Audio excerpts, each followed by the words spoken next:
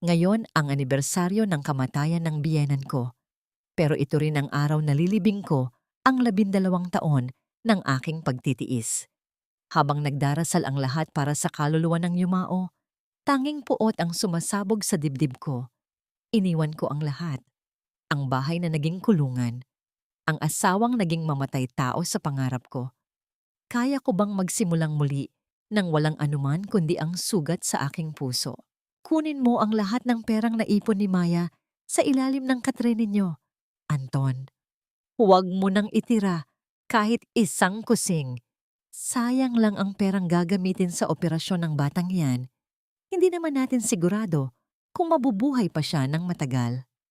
Gamitin mo na lang ang pera para sa down payment ng kondo ni Rochelle.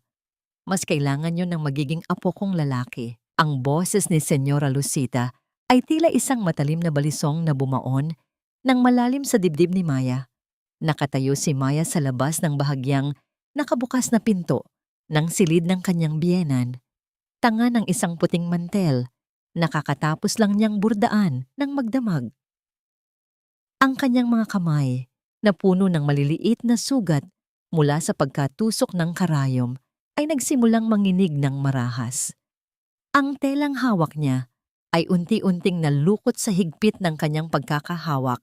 Tila ba ito ang tanging bagay na pumipigil sa kanya upang hindi tuluyang gumuho sa kinatatayuan.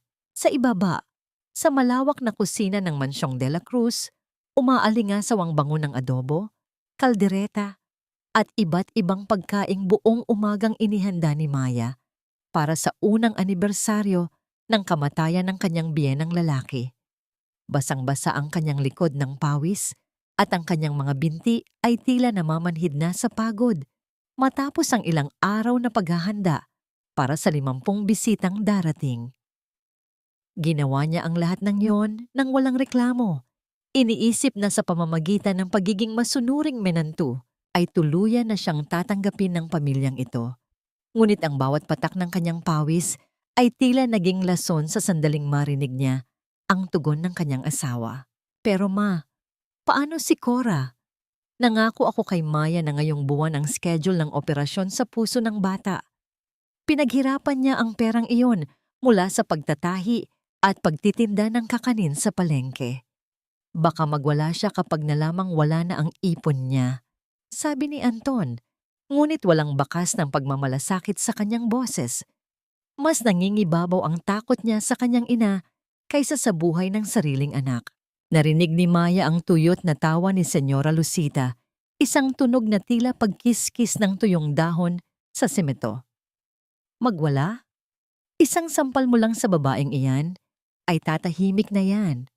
Utang niya sa atin ang buhay ng nanay niya nung dinala natin sa ospital, 10 taon na ang nakalilipas. Habang buhay niyang babayaran ang utang na loob na yon sa pamilya natin. At saka, kailangan ni Rochelle ng kapanatagan.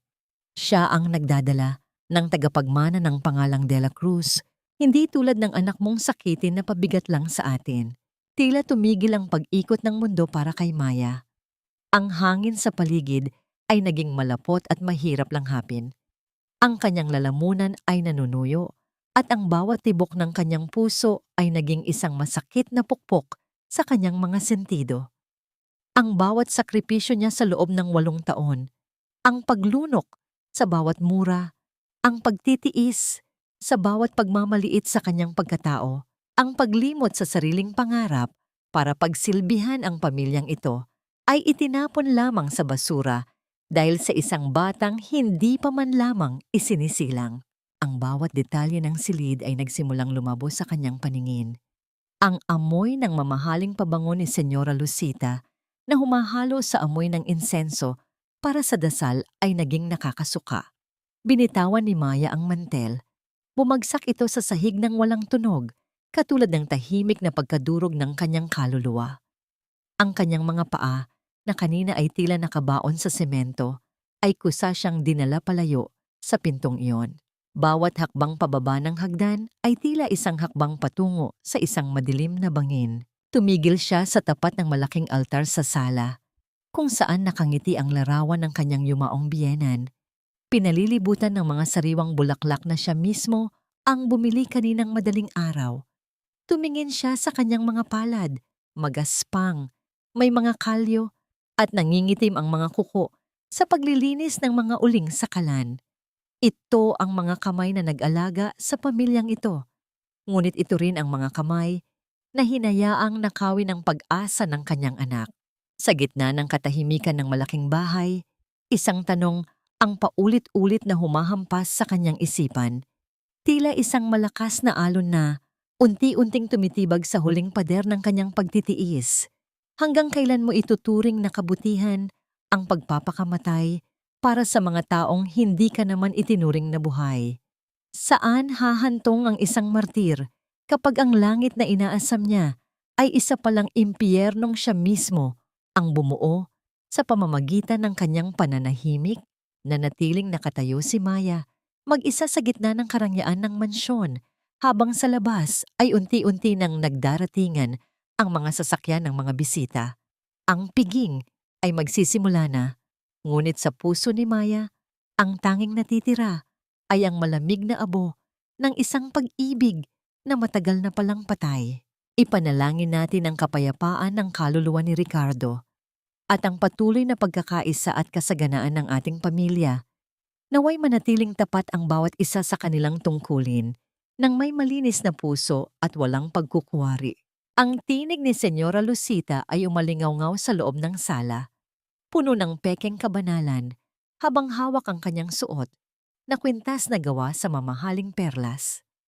Ang bawat salita niya ay tila isang kumpas ng konduktor sa mga kamag-anak na nakayuko at taimtim na nagdarasal.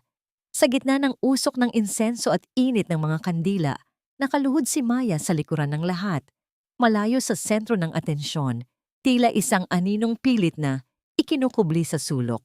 Ang kanyang mga tuhod ay nagsisimulang mangalay sa matigas na sahig, ngunit mas matindi ang hapdi sa kanyang dibdib. Pinagmamasdan niya ang likod ni Anton, ang kanyang asawang tuwid na tuwid ang pagkakaluhod. Suot ang bagong biling-barong Tagalog na siya mismo ang nagplansa hanggang sa maging perpekto ang bawat tupi. Napakagandang tignan ng pamilya De La Cruz mula sa labas, relihiyoso, disente at huwaran. Walang sino man sa mga bisitang naroon ang makakahula na ang pundasyon ng mansyong ito ay binuo mula sa mga buto at luha ng isang babaeng itinuturing lamang nilang kasangkapan. Amen, ang sabay-sabay na tugon ng mga naroon. Ang tunog ng kanilang mga boses ay tila isang malakas na hampas ng hangin na nagpabalik kay Maya sa realidad. Mabilis siyang tumayo, hindi dahil sa tapos na ang dasal, kundi dahil alam niyang ito na ang hudyat para sa kanyang susunod na tungkulin. Habang ang mga bisita ay nagsisimulang magbatian at magkumustahan, nang may malalapad na ngiti, si Maya ay naglakad patungo sa kusina. Bawat hakbang niya ay tila may mabigat na kadenang nakagapos sa kanyang mga paa. Inabot niya ang malalaking tray ng pagkain. Ang kanyang mga bisig ay nangangatal sa bigat, ngunit wala siyang karapatang magpahinga. Maya anak, dalhin mo na rito ang paboritong kaldereta ng Tito Mario mo. At pakidala na rin ang mga malamig na inumin. Tila natutuyo ang lalamunan ng mga bisita natin. Utos ni Senyora Lucita nang makita siyang lumabas mula sa kusina. Ang boses ng matanda ay malambing, puno ng mapagkunwariing pagmamahal na tila ba si Maya ay isang tunay na anak. Opo, ma! Ang tanging lumabas sa bibig ni Maya. Ang boses niya ay mahina, parang isang bulong na madaling tangayin ng hangin. Iniiwas niya ang kanyang tingin sa kanyang asawa na kasalukuyang nakikipagtawanan sa kanyang mga pinsan, tila ba walang mabigat na lihim na nakatago sa likod ng kanyang mga ngiti. Habang inilalatag ni Maya ang mga pagkain sa mahabang lamesa, lumapit sa kanya si Tita Flor, ang bunsong kapatid ng kanyang yumaong biyenan. Si Flor ay may matalas na mga mata, ang tanging tao sa bahay na yon na hindi kailanman nabulag ng karangyaan ng mga De La Cruz. Hinawakan niya ang siko ni Maya at bahagyang pinisil ito. Maya, bakit tila namumutla ka? At bakit nanginginig ang iyong mga kamay? May sakit ka ba, anak? Mahinang tanong ni Flor. Ang kanyang boses ay puno ng tunay na pag-aalala. Pilit na ngumiti si Maya, isang nangiting hindi umabot sa kanyang mga mata. Napagod lang po siguro sa pagluluto, Tita Flor. Marami po kasing inihanda ngayong araw. Bago pa makasagot si Flor, lumapit ang isa pang kamag-anak, si Aling Tessie, na kilala sa pagiging tsismosa sa kanilang bayan. Kumusta na nga pala ang maliit na si Cora? Balita ko ay nakatakda na ang kanyang operasyon. Napakaswerte mo talaga sa pamilyang ito, Maya. Siguradong malaki ang gagastusin ni na Lucita para sa bata, ano? Bago pa makapagsalita si Maya, biglang sumulpot si Senyora Lucita sa kanilang tabi at inakbayan si Maya ng mahigpit. Siyempre naman, Tessie, hindi namin pababayaan ang aming kaisa-isang apo. Ang pamilya ay pamilya at gagawin namin ang lahat para sa kalusugan ni Cora. Huwag kang mag-alala, Maya. Hawak na ni Anton ang pondo para sa operasyon. Hindi ba? Tumingin si Lucita kay Maya nang may kasamang matalas na babala sa kanyang mga mata. Isang tingin na nagsasabing, "Sumunod ka sa laro kung ayaw mong mapahiya." Naramdaman ni Maya ang panunuyo ng kanyang lalamunan. Ang bawat hibla ng kanyang pagkatao ay gustong sumigaw, gustong ilahad sa lahat ang katotohanan na ang pondong binabanggit ni Lucita ay ang perang ninakaw nila mula sa kanyang mga pangarap para sa kanyang anak. Ngunit ang tanging nagawa niya ay ang dahan-dahang pagtango habang ang kanyang puso ay unti-unting nagiging bato sa loob ng kanyang dibdib. Bawat papuri ng mga kamag-anak sa kabutihan ng mga De La Cruz ay tila isang sampal sa kanyang mukha. Bawat tawa ni Anton ay tila isang uyam sa kanyang paghihirap. Pinagmasdan ni Maya ang masaganang handaan sa ibabaw ng lamesa. Ang mga litson, ang mga kakanin, ang mga prutas na bawat isa ay bunga ng kanyang pagod. Naisip niya si Cora na kasalukuyang natutulog sa loob ng kanilang silid. Walang malay na ang kanyang sariling ama at lola ay unti-unti nang hinahatulan ng kanyang kinabukasan. Ang bawat detalye ng karangyaan sa loob ng bahay na yon ay naging isang malaking mantsa sa paningin ni Maya. Ang bawat "salamat sa Diyos" na binibitawan ni Lucita ay isang bawal na panunumpa. Nang muling bumalik si Maya sa kusina upang kumuha ng panghimagas, nakita niya ang kanyang sarili sa refleksyon ng isang malaking salamin sa pasilyo. Hindi na niya makilala ang babaeng nasa harap niya. Ang kanyang mga mata ay walang buhay, ang kanyang balat ay tila papel sa kaputlaan, at ang kanyang buong pagkatao ay tila isang gumuguhong istruktura na tanging galit na lamang ang nagpapanatili. Isang tanong ang muling bumisita sa kanyang isipan, mas masakit at mas malalim kaysa sa nauna. Bakit kailangang magmukhang banal ang mga taong ang mga kamay ay puno ng dugo ng kanilang sariling dugo? Gaano katagal kayang pagtakpan ng amoy ng mamahaling pagkain ang bulok na amoy ng isang pamilyang pumatay sa kanilang sariling budhi? Tumalikod si Maya mula sa salamin. Hindi na siya iiyak. Ang bawat luhang hindi pumatak ay naging apoy sa kanyang mga ugat. Sa gitna ng tawanan ng mga bisita sa sala, buo ang kanyang pasya.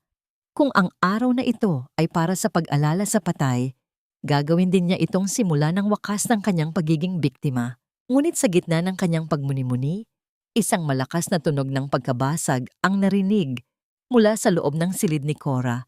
Kasunod ang isang mahinang daing na tila nagmula sa isang pusong nahihirapan ng tumibok. "Maya, ano pang hinihintay mo riyan? Lumapit ka rito at magmano sa iyong mga ninong at ninang. Huwag mong ipahiya ang pamilya natin sa harap ng maraming tao dahil sa ganyang katunganga mo." Ang boses ni Senyora Lucita ay matalas na humiwa sa bulungan ng mga bisita, tila isang latigo na pilit nagpapaamo sa isang aliping matagal nang sunod-sunuran. Nakatayo si Maya sa bungad ng silid kainan. Ang kanyang mga kamay ay basang-basa pa ng malamig na tubig matapos niyang punasan ang nangangatog na katawan ni Cora. Ang bawat daliri niya ay nanginginig. Hindi dahil sa lamig, kundi dahil sa nagbabagang puot na unti-unti nang tumutupok sa kanyang huling hibla ng pagtitiis. Sa gitna ng malawak na lamesa, ang mga bisita ay masayang kumakain ng kaldereta at litson na buong puso niyang inihanda. Napakaitim ng merya ng tadhana, habang ang mga taong ito ay nagpapakasasa sa bunga ng kanyang pagod. Ang kanyang anak ay naghihingalo sa loob ng silid dahil ang perang pambili ng hininga nito ay ibinulsa na ng sarili nitong ama. Ang amoy ng masasarap na pagkain ay naging amoy ng nabubulok na bangkay sa ilong ni Maya. Lumapit si Maya ng dahan-dahan, ngunit hindi para yumukod. Ang kanyang likod ay tuwid. Ang kanyang paningin ay nakapako sa mga mata ng kanyang biyenan na tila bang ngayon lamang niya ito tunay na nakita. Naramdaman ni Maya ang mabilis na pagtibok ng kanyang puso sa kanyang lalamunan. Bawat pintig ay tila isang pagsabog na nagpapaguho sa pader ng kanyang katahimikan. Ang kanyang mga binti ay tila gawa sa bakal, mabigat ngunit matatag sa bawat hakbang patungo sa gitna ng hapagkainan. Maya, bingi ka ba? Sabi ko magmano ka. Ang paggalit na ulit ni Anton, ang kanyang asawa, habang bahagyang tumatayo mula sa kanyang upuan, ang mukha ay namumula sa inis dahil sa hindi pagsunod ng asawa sa harap ng kanilang mga piling panauhin. Sa halip na abutin ang kamay ni Lucita, isang puting sobre ang inilabas ni Maya mula sa bulsa ng kanyang apron. Sa isang marahas, ngunit tahimik na galaw, inilapag niya ito sa gitna ng lamesa, sa ibabaw ng pinggan ni Anton, dahilan upang tumigil ang lahat sa pagkain. Ang tunog ng pagbagsak ng sobre ay tila isang malakas na kulog sa gitna ng biglang katahimikan ng silid. Tapos na ako sa pagmamano sa mga kamay na pilit pumapatay sa anak ko. Ang boses ni Maya ay malamig, walang emosyon. Ngunit bawat salita ay tila isang punlo na tumama sa puso ng bawat nakikinig. Narito ang lahat ng ebidensya, Anton. Ang mga litrato ninyo ni Rochelle, ang mga resibo ng kondo na binili mo, gamit ang perang ninakaw mo sa operasyon ni Cora, at ang mga mensahe ninyong dalawa, kung paano ninyo ako balak itapon pagkatapos niyang manganak. Ang bulungan sa silid ay napalitan ng isang nakabibinging katahimikan. Ang mga tinidor at kutsara ay dahan-dahang binitawan ng mga bisita. Si Senyora Lucita ay napatayo. Ang kanyang mukha ay naging kasing puti ng telang mesa sa sobrang gulat at hiya. Sinubukan niyang magsalita, ngunit tanging utal na tunog lamang ang lumabas sa kanyang bibig. Anong kalapastanganan ito, Maya? Ang sigaw ni Anton, pilit na itinatago ang takot sa likod ng galit. Nasisiraan ka na ba ng bait? Sa harapan ng mga bisita natin, ang tunay na kalapastanganan ay ang pagkain ninyo ng masagana habang ang anak ko ay hindi makahinga dahil wala tayong pambili ng gamot. Sagot ni Maya, ang kanyang mga mata ay nananatiling tuyo, ngunit puno ng apoy. Kaya huwag mo akong tatanungin tungkol sa bait, dahil matagal ko nang ibinigay ang bait ko sa inyo, at ngayon ay babawiin ko na. Kasama ng sobrang yan, ang pirumado kong dokumento para sa ating annulment. Malaya ka na, Anton. Malaya na kayong mag-ina na magsama sa impyernong binuo ninyo. Isang malakas na sampal ang muntik ng dumapo sa pisngi ni Maya nang biglang mawala sa sarili si Anton dahil sa matinding hiyang nararamdaman.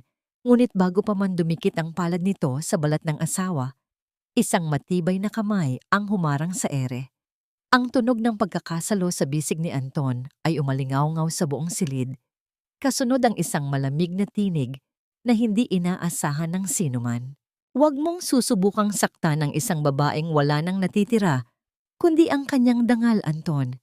Dahil baka malimutan kong pamangkin kita. Napatitig ang lahat kay Tita Flor, na ngayon ay nakatayo na rin. Ang kanyang mukha ay puno ng matinding pagkadismaya at galit, habang mahigpit na hawak ang braso ng kanyang pamangkin. Magagawa kaya ni Maya na tuluyang lisanin ang bahay na ito nang ligtas kasama ang kanyang anak? O mas magiging madugo ang paghihiganti ng pamilya De La Cruz? Ngayong pinihit na niya ang mitya ng kanilang pagkawasak, ang bawat hakbang ni Maya palabas ng Mansyong de la Cruz ay tila pagpuknat ng sariling balat mula sa pagkakadikit sa isang mainit na plansa. Sa kanyang mga bisig, mahigpit niyang karga si Cora na binalot niya sa isang manipis at lumang kumot. Hindi siya lumingon. Alam niyang sa likuran niya ang mga sigaw ng pagmumura ni Senyora Lucita at ang mga pagbabanta ni Anton ay unti-unti nang nilalamon ng hagupit ng hangin at bagsak ng ulan. Ang langit ay tila nakikiramay sa bigat ng kanyang nararamdaman. Ang malakas na buhos ng ulan ay humahampas sa kanyang mukha, humahalo sa mga luhang kanina pa niya pilit na ipinipigilan. Ang bawat patak ng tubig na tumatama sa kanyang balat ay tila maliliit na karayom na nagpapaalala sa kanya na wala na siyang matutuluyan. Ang marangyang buhay na tinalikuran niya ay pinalitan ng isang madilim at malamig na kalsada na tila walang katapusan. Naglakad si Maya sa gilid ng kalsada. Ang kanyang mga paa na suot ang lumang tsinelas ay lumulubog sa malapot na putik. Tumingin siya sa mga bintana ng mga bahay na kanyang nadadaanan. Nakikita niya ang mga anino ng kanyang mga kapitbahay na sumisilip mula sa likod ng mga kortina. Alam niya ang takbo ng kanilang isipan. Sa maliit na bayang ito, ang balita ay mas mabilis pa sa kidlat. Siguradong bukas, siya na ang sentro ng usap-usapan, ang rebelding manugang na nangahas na hiyain ang mga de la Cruz. Nakita niya ang pagpatay ng mga ilaw at ang pagtikom ng mga bintana. Walang gustong magbukas ng pinto para sa isang babaeng kinalaban ang pinakamayaman at pinakamakapangyarihang pamilya sa kanilang lugar. Inay, malamig po. Ang mahinang ungol ni Cora na halos hindi marinig dahil sa ingay ng ulan. Sandali na lang anak, kaunting tiis na lang. Malayo na tayo sa kanila. Ang bulong ni Maya, habang mas lalo niyang isinisiksik ang bata sa kanyang dibdib, sinusubukang ibigay ang natitirang init ng kanyang katawan sa nangangatog na anak. Naramdaman ni Maya ang panghihina ng kanyang mga binti. Ang gutom, pagod at puyat ay nagsisimula ng maningil. Ang bigat ni Cora ay tila nagiging isang malaking bundok na unti-unting dumudurog sa kanyang mga balikat. Ngunit sa tuwing mararamdaman niya ang mahinang tibok ng puso ng anak sa kanyang palad, muling naglalagablab ang apoy ng kanyang paninindigan. Hindi siya pwedeng sumuko, dahil kapag sumuko siya, tuluyan ng mananalo ang dilim. Sa dulo ng isang madilim na eskinita, isang lumang sasakyan ang dahan-dahang huminto sa kanyang tabi. Ang liwanag ng headlight nito ay pansamantalang nagpabulag kay Maya. Napaurong siya, ang puso ay kumakaba sa takot na baka si Anton ito na susubukang bawiin si Cora. Ngunit nang bumaba ang bintana ng sasakyan, ang mukha ni Tita Flor ang bumungad sa kanya. Sakay na Maya, bilisan mo bago ka pa nila mahanap. Ang utos ni Flor, ang boses ay puno ng pagmamadali at kaba. Hindi na nag-atubili si Maya. Pumasok siya sa loob ng sasakyan at ang amoy ng lumang leather at pabango ni Flor ay tila isang yakap ng kaligtasan. Habang unti-unting lumalayo ang sasakyan sa mansyong naging kulungan niya sa loob ng 8 taon, pinanood ni Maya ang pagliit ng mga ilaw nito sa side mirror. Doon niya lamang hinayaan ang kanyang sarili na humagulgol isang iyak na puno ng pighati para sa nakaraan at takot para sa kinabukasan. Dadalhin ko kayo sa maliit kong rest house sa kabilang bayan. Doon, hindi nila kayo agad mahahanap. May kaunting pera rin ako rito. Gamitin mo muna para sa mga gamot ni Cora. Sabi ni Flor habang diretso ang tingin sa kalsada. Ang kanyang mga kamay sa manibela ay mahigpit na nakahawak. Salamat po, Tita Flor. Hindi ko po alam kung paano kayo mababayaran. Ang hikbi ni Maya, huwag mo na akong isipin. Isipin mo ang anak mo. Ginawa mo ang tama, Maya. Ang utang na loob ay may hangganan, lalo na kung ang kabayaran ay ang sarili mong kaluluwa. Nakalimutan na ni Maya ang pakiramdam ng maging malaya. Ngunit ang kalayaang ito ay may kalakip na matinding pangamba. Habang hinahaplos niya ang noo ni Cora upang tingnan kung may lagnat ito, biglang naramdaman ni Maya ang isang bagay na nagpatigil sa kanyang paghinga. Ang balat ni Cora ay hindi lamang mainit. Ito ay tila nagbabaga. At ang higit na nakakapagpabalisa ay ang kulay ng mga kuko at labi ng bata na unti-unti nang nagiging kulay asul sa ilalim ng madilim na ilaw ng sasakyan. Tita Flor, si Cora, hindi siya gumagalaw ng maayos. Ang nanginginig na tawag ni Maya. Tinignan ni Flor ang bata at ang kanyang mga mata ay nanlaki sa takot. Maya, hindi tayo pwedeng dumiretso sa rest house. Kailangan nating maghanap ng ospital ngayon din. Ang hirap ng paghinga niya. Baka hindi na niya kayanin ang biyahe. Sa gitna ng masukal na kalsada at malakas na bagyo, ang tanging maririnig na lamang ay ang mabilis na pagharurot ng sasakyan at ang desperadong panalangin ni Maya habang hawak ang kanyang anak na tila unti-unti nang binabawi ng langit. Hindi na siya humihinga ng maayos. Tulong! Parang awa ninyo, tulungan niyo ang anak ko. Ang boses ni Maya ay bumasag sa nakababahalang katahimikan ng emergency room ng pampublikong ospital. Basang-basa siya. Ang kanyang buhok ay nakadikit sa kanyang namumutlang mukha at ang kanyang mga braso ay nanginginig sa bigat ni Cora at sa tindi ng takot. Ang bawat patak ng tubig mula sa kanyang damit ay lumilikha ng maliliit na marka sa malamig at maputing sahig, tila mga bakas ng kanyang desperasyon. Mabilis na lumapit ang mga nurse, kinuha si Cora mula sa kanyang mga bisig at inilipat ito sa isang stretcher. Napansin ni Maya ang mabilis na paggalaw ng mga kagamitang medikal, ang pag-ikot ng mga gulong ng kama sa sahig, at ang pagmamadali ng mga taong nakasuot ng asul na uniforme. Ngunit sa likod ng kaguluhang iyon, isang malaking pader ang muling humarang sa kanya, ang realidad ng pagiging mahirap. Ma'am, kailangan po nating i-admit ang bata sa ICU, pero kailangan po muna nating dumaan sa billing para sa initial deposit. May PhilHealth po ba kayo? O anumang insurance? Tanong ng isang nurse habang mabilis na nagsusulat sa clipboard. Naramdaman ni Maya ang panunuyo ng kanyang lalamunan. Ang kanyang mga kamay ay pumasok sa bulsa ng kanyang basang apron. Ngunit wala siyang nakitang anuman, kundi ang basang tela. Ang lahat ng kanyang ipon ay nasa kamay na ni Anton. Wala siyang dalang kahit isang sentimo. Wala po akong pera ngayon. Pero pakiusap, iligtas niyo ang anak ko. Babayaran ko po ang lahat. Magtatrabaho ako. Pakiusap lang. Pasensya na po, ma'am. Pero kailangan po talaga ng deposit para sa mga gamot at kagamitan. Gamutin niyo ang bata. Ako ang mananagot sa lahat ng gastos. Isang baritono at kalmadong tinig ang pumutol sa usapan. Mula sa likod ng mga kurtina ay lumabas ang isang lalaking nakaputing gown. Hindi siya katulad ng ibang mga doktor na tila laging nagmamadali. Ang kanyang bawat galaw ay may kasamang awtoridad at katiyakan. Ang kanyang mga mata, sa kabila ng pagod mula sa mahabang oras ng duty, ay nagpapakita ng isang uri ng habag na matagal nang hindi nararanasan ni Maya. Ito si Dr. Gabriel Sandoval. Ang kanyang presensya ay tila isang angkla sa gitna ng nagngangalit na dagat.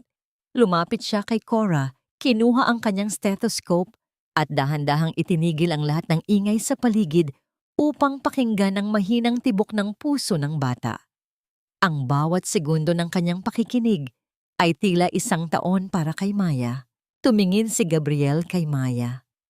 Sa unang pagkakataon, sa loob ng maraming taon, naramdaman ni Maya na hindi siya nakikita bilang isang katulong o isang pabigat, kundi bilang isang ina na nagdadalamhati. Ngunit ang sunod na ginawa ng doktor ay nagpagising sa kanyang konsensya. Hinawakan ni Gabriel ang maliit at asul na mga kuko ni Cora. Pagkatapos ay tumingin siya sa mga mata ni Maya nang may halong lungkot at pagtatanong. Dadalhin namin siya sa loob. Gagawin namin ang lahat para maging stable siya, sabi ni Gabriel sa mahinahong paraan. Ngunit bago siya tumalikod upang sumunod sa stretcher, huminto siya at muling tumingin kay Maya. Ang kanyang boses ay tila isang karayom na pumatak sa gitna ng katahimikan. Bakit ngayon mo lang siya dinala? Halos wala na siyang oras. Ang ganitong kalalang kondisyon ay hindi nangyayari sa loob lamang ng isang gabi. Ang tanong na yon ay tumama sa pinakamalalim na sugat ni Maya. Gusto niyang sumigaw. Gusto niyang sabihin na ang asawa niya ang nagnakaw ng pagkakataon ni Cora, na ang biyenan niya ang nagnanais na mamatay ang bata. Ngunit walang salitang lumabas sa kanyang bibig. Nanatili siyang nakatayo roon, mag-isa sa gitna ng puting pasilyo, habang pinapanood ang pagsasara ng pinto ng intensive care unit. Sa labas, ang ulan ay patuloy pa rin sa paghampas, ngunit sa loob ng ospital, ang katahimikan ay mas nakabibingi. Ang tanging naririnig na lamang ni Maya ay ang sarili niyang mabilis na paghinga at ang malamig na tinig ng doktor na paulit-ulit na umaalingaw-ngaw sa kanyang isipan, tila isang sumbat na habang buhay niyang dadalhin. Naramdaman ni Maya ang unti-unting paghina ng kanyang mga tuhod hanggang sa siya ay tuluyang mapaupo sa malamig na sahig. Doon, sa ilalim ng malamlam na ilaw ng ospital, naramdaman niya ang tunay na bigat ng kanyang kalayaan. Ang bawat segundo ng paghihintay ay tila isang paghatol. Huwag mong isiping sa paghakbang mo palabas ng mansyon ay natapos na ang obligasyon mo sa amin, Maya. Ang utang na loob ay hindi nababayaran ng isang pirasong papel na tinatawag mong annulment. Ang boses ni Senyora Lucita ay tila isang malamig na hangin galing sa sementeryo na dumaan sa batok ni Maya. Nakaupo si Maya sa isang matigas at malamig na silya sa tapat ng ECU. Ang kanyang mga mata ay nakapako sa salaming pintuan kung saan nakikita niya ang maliliit na tubo na nakakabit sa kanyang anak. Ang kanyang buong katawan ay nananakit. Ang bawat kalamnan ay tila binibiyak dahil sa matinding pagod at kakulangan ng tulog. Sa tapat niya, nakatayo ang kanyang biyenan, suot ang isang mamahaling itim na terno. Tila ba hindi ito nanggaling sa isang lamay, kundi sa isang pagtatanghal ng kapangyarihan. Hindi sumagot si Maya. Ang kanyang mga kamay ay mahigpit na nakahawak sa laylayan ng kanyang basang damit. Ang kanyang mga kuko ay binaon niya sa sariling palad upang pigilan ang sarili sa muling pag-iyak. Ang amoy ng antiseptic ng ospital ay humahalo sa matapang na amoy ng pabango ni Lucita, isang kombinasyong nagpapasuka sa kanya. Tandaan mo, may mama. Pagpapatuloy ng matanda. Habang dahan-dahang lumalapit at ibinababa ang kanyang boses sa isang mapanganib na bulong. Ako ang nagbayad ng operasyon ng nanay mo 10 taon na ang nakalilipas. Kung hindi dahil sa pera ko, matagal na siyang nabulok sa ilalim ng lupa. Ang bawat sentimong ginastos ko ay isang tanikalang nakatali sa leeg mo. Akala mo ba ay madali kang makakaalis? Ihahabla kita ng abandonment. Ipapakita ko sa buong mundo na ikaw ang nagpabaya sa anak mo, kaya siya nag-aagaw buhay ngayon. Sino ang paniniwalaan nila? Ang isang mayamang byuda na may malinis na pangalan o ang isang katulong na pilit nagmamarunong? Naramdaman ni Maya ang unti-unting pagguho ng kanyang mundo. Ang bawat salita ni Lucita ay tila mga pako na ibinabaon sa kanyang kabaong. Ang utang na loob, na dati ay itinuturing niyang biyaya, ay isa palang sumpa na dahan-dahang sumasakal sa kanya. Naisip niya ang kanyang yumaong ina, ang tanging dahilan kung bakit siya nanatili sa impyernong iyon ng napakatagal. Ngayon, ang alaala ng kanyang ina ay ginagamit laban sa kanya upang muling siyang ikulong. Wala kayong puso. Ang tanging naisambit ni Maya, ang kanyang boses ay nanginginig sa matinding galit at pait. Anak niyo si Anton, apo niyo si Cora. Pero mas mahalaga pa sa inyo ang pera at ang sasabihin ng ibang tao. Ang puso ay para lamang sa mga taong may kakayahang tustusan ito, Maya. Ang tuyot na sagot ni Lucita. Bukas ng umaga, Asahan kong makikita kita sa bahay. Magmakaawa ka kay Anton. Bawiin mo ang lahat ng sinabi mo sa harap ng mga bisita. Kapag ginawa mo yon, baka maisipan ko pang bayaran ang bill ng ospital na ito. Kung hindi, lumingon ang matanda sa pintuan ng ICU nang may mapang-uyam na ngiti. Hayaan mong ang konsensya mo ang pumatay sa anak mo dahil sa kawalan mo ng pera. Tumalikod si Lucita. Ang tunog ng kanyang mamahaling sapatos sa sahig ay tila isang martsya ng kamatayan na dahan-dahang lumalayo. Naiwan si Maya na tila isang estatwang walang buhay. Ang kanyang paningin ay nagdilim. Ang paligid ay tila umiikot. Ang bigat ng obligasyon ay tila isang malaking bato na nakapatong sa kanyang dibdib. Hindi siya makahinga, hindi siya makagalaw. Sa gitna ng kanyang kawalan ng pag-asa, naramdaman ni Maya ang isang mainit na presensya sa kanyang tabi. Hindi niya namalayan na kanina pa pala, nakatayo sa di kalayuan si Dr. Gabriel, nakasandal sa pader at nakikinig sa usapan. Ang kanyang muka ay seryoso, ang kanyang mga mata ay naglalagablab sa isang uri ng galit na hindi para sa pasyente, kundi para sa kawalan ng katarungan. Dahan-dahang lumapit si Gabriel at tumayo sa harap ni Maya. Hindi siya nagsalita agad. Sa halip, kinuha niya ang isang baso ng tubig at iniabot ito sa nanginginig na mga kamay ng babae. Hindi lahat ng utang ay dapat bayaran ng buhay, Maya. Ang mahinahon, ngunit matatag na, sabi ni Gabriel. At hindi lahat ng batas ay panig sa mga taong may ginto sa bulsa. Tumingin si Maya sa doktor. Ang kanyang mga mata ay puno ng pagtatanong at takot. Bakit niyo po ako tinutulungan? Wala po akong maibabayad sa inyo. Isang tipid na ngiti ang sumilay sa labi ni Gabriel. Isang ngiting tila nagbibigay ng kaunting liwanag sa madilim na pasilyo. Dahil nakikita ko ang sarili ko sa iyo 10 taon na ang nakalilipas. At dahil ang batang nasa loob ng silid na yan ay kailangang makita ang kanyang ina na lumalaban, hindi sumusuko. Ngunit bago pa man makasagot si Maya, ang katahimikan ng gabi ay binuwag ng isang mabilis at sunod-sunod na tunog ng alarma mula sa loob ng silid ni Cora. Ang pulang ilaw sa ibabaw ng pinto ay nagsimulang kumisap-kisap. Isang hudyat na ang puso ng bata ay muling tumigil sa pagtibok. Mabilis na tumakbo si Gabriel pabalik sa loob, habang si Maya ay naiwang nakatayo. Ang baso ng tubig ay nahulog mula sa kanyang kamay at nabasag sa sahig. Ang mga piraso ng kristal ay kumalat tila ang kanyang huling pag-asa na unti-unti nang naglalaho. Magagawa ba ni Gabriel na ibalik ang hininga ni Cora? O ang pagbisita ni Lucita ang tuluyang magiging huling pamamaalam ng bata? Ang bawat tunog ng makina sa loob ng silid na yon ay tila isang hatol ng kamatayan na ayaw tumigil sa pag-alingaw-ngaw sa aking pandinig. Nakatitig si Maya sa maliit na bintanang salamin ng ICU. Ang kanyang mga palad ay nakadikit sa malamig na ibabaw nito habang pinapanood ang mabilis na paggalaw ng mga nurse at ni Dr. Gabriel sa loob. Ang pulang ilaw na kumikislap sa itaas ng pinto ay tila isang nanunuyang mata na nagpapaalala sa kanya kung gaano siya kawalang kapangyarihan. Ang amoy ng gamot at kamatayan ay tila nanunuot sa kanyang balat. Isang amoy na alam niyang habambuhay ng lalason sa kanyang mga alaala.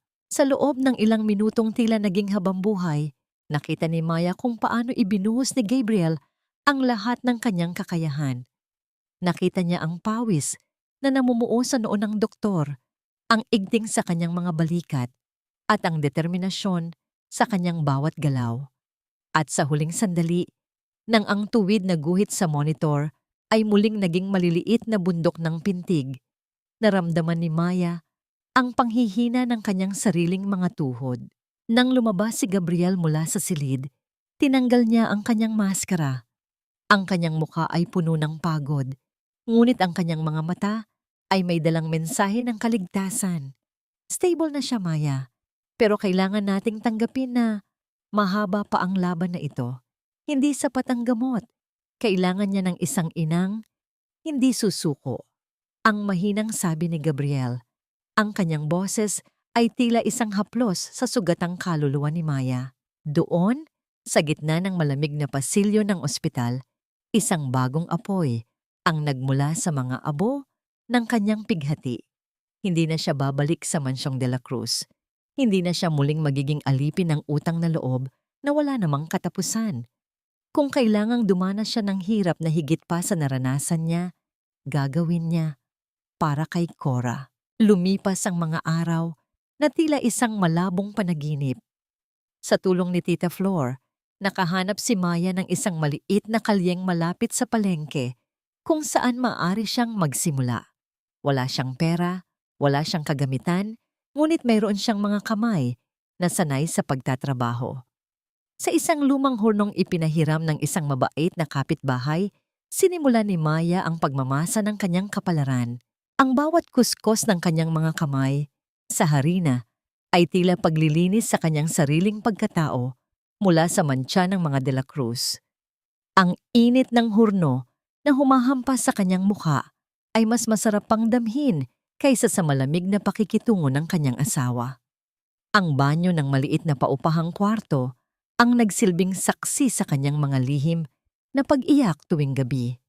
Habang tinitignan niya ang kanyang mga palad na unti-unti nang nagkakaroon ng mga bagong paltos at sugat. Gumagawa siya ng mga tradisyonal na tinapay at kakanin, mga resipyong itinuro sa kanya ng kanyang ina bago ito pumanaw. Ang bango ng mainit na pandesal at bibingka ay nagsimulang umakit sa mga dumadaan. Sa bawat pisong kinikita niya, nakikita niya ang bawat patak ng gamot na dumadaloy sa swero ni Cora.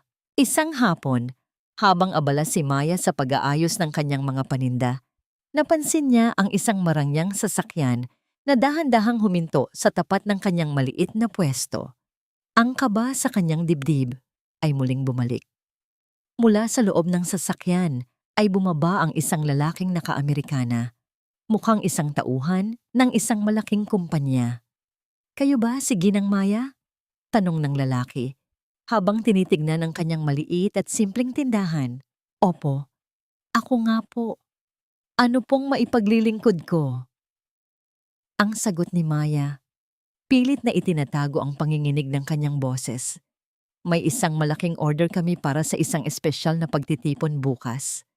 Gusto namin ng 500 piraso ng iyong mga espesyal na bibingka at kakanin. Sabi ng aming kliyente, ito raw ang pinakamasarap na natikman niya sa bayang ito." Namilog ang mga mata ni Maya. Ang halagang inaalok ng lalaki ay sapat na para sa isang linggong bill sa ospital. "Sa sino po ang kliyente niyo?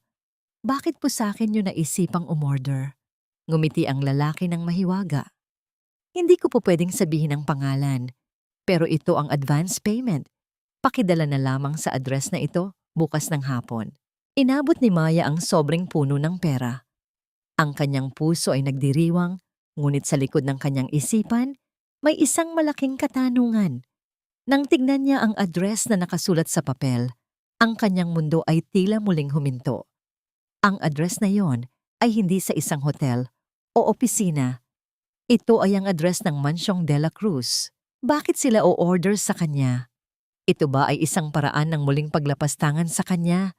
O may mas malalim at mas mapanganib na laro ang kanyang biyenan upang tuluyan siyang hilahin pabalik sa putikan? Nakatayo si Maya sa ilalim ng tirik na araw.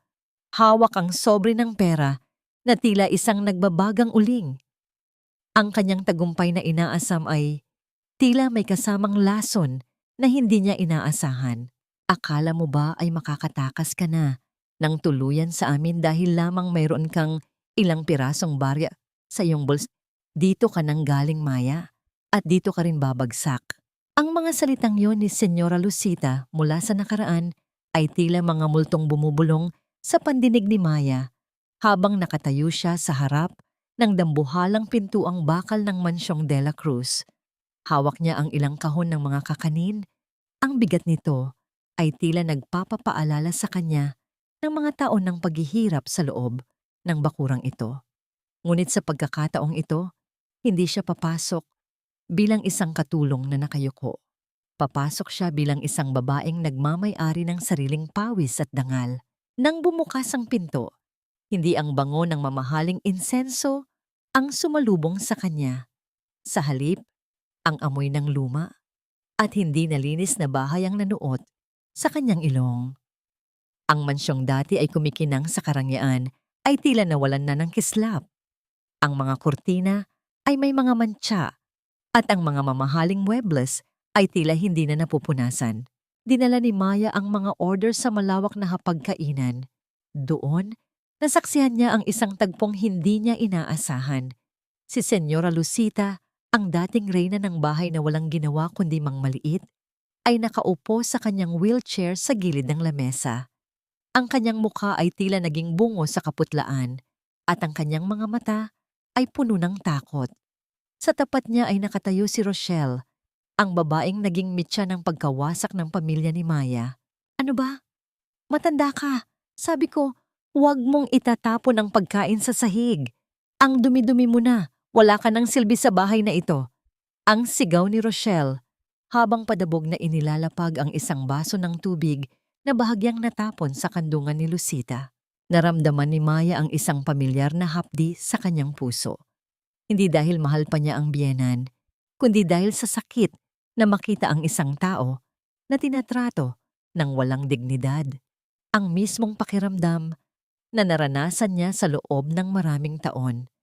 Ngunit bago pa man siya makapagsalita, isang boses ang tumawag sa kanyang pangalan mula sa dilim ng pasilyo. Maya, ikaw nga ba yan? Lumabas si Anton mula sa anino. Halos hindi makilala ni Maya ang kanyang asawa. Ang dati nitong makisig na pangangatawan ay tila natuyo, ang kanyang mga mata ay lubog, at may maiitim na bilog sa paligid. Ang suot nitong damit ay gusot at may mantsa ng alak. Wala na ang mapagmataas na Anton. Ang kaharap niya ngayon ay isang lalaking durog at tinalo ng sarili niyang mga maling desisyon. Narito na ang mga order ninyo. Ang malamig na sabi ni Maya habang inilalatag ang huling kahon sa lamesa. Pakipirmahan na lang ang resibo para makaalis na ako. Maya, sandali. Pakiusap. Ang lumuluhod na tinig ni Anton habang lumalapit sa kanya. Balita ko ay malakas na ang negosyo mo. Ang galing mo talaga. Lagi kang nakakahanap ng paraan. Maya, nagkakaproblema ang kumpanya. Niloko ako ng mga kasosyo ko at ang lahat ng natitira naming pera ay naglaho na. Pakiusap, tulungan mo kami. Kahit pautang lang para pambayad sa kuryente at gamot ni Mama. Natawa si Maya, isang tawang walang katuwaan kundi puno ng pait. Pautang? Anton, ninakaw mo ang pera para sa buhay ni Cora. Hinayaan mong mag-agaw buhay ang anak mo para lamang sa luho ng babaeng yan na ngayon ay inaapi ang sarili mong ina. At ngayon, lalapit ka sa akin para humingi ng tulong? Maya, pamilya pa rin tayo. Wala akong pamilya sa bahay na ito, Anton. Ang pamilya ko ay ang anak ko na kasalukuyang nagpapagaling dahil sa tulong ng ibang tao, hindi dahil sa iyo. Ang matigas na sagot ni Maya.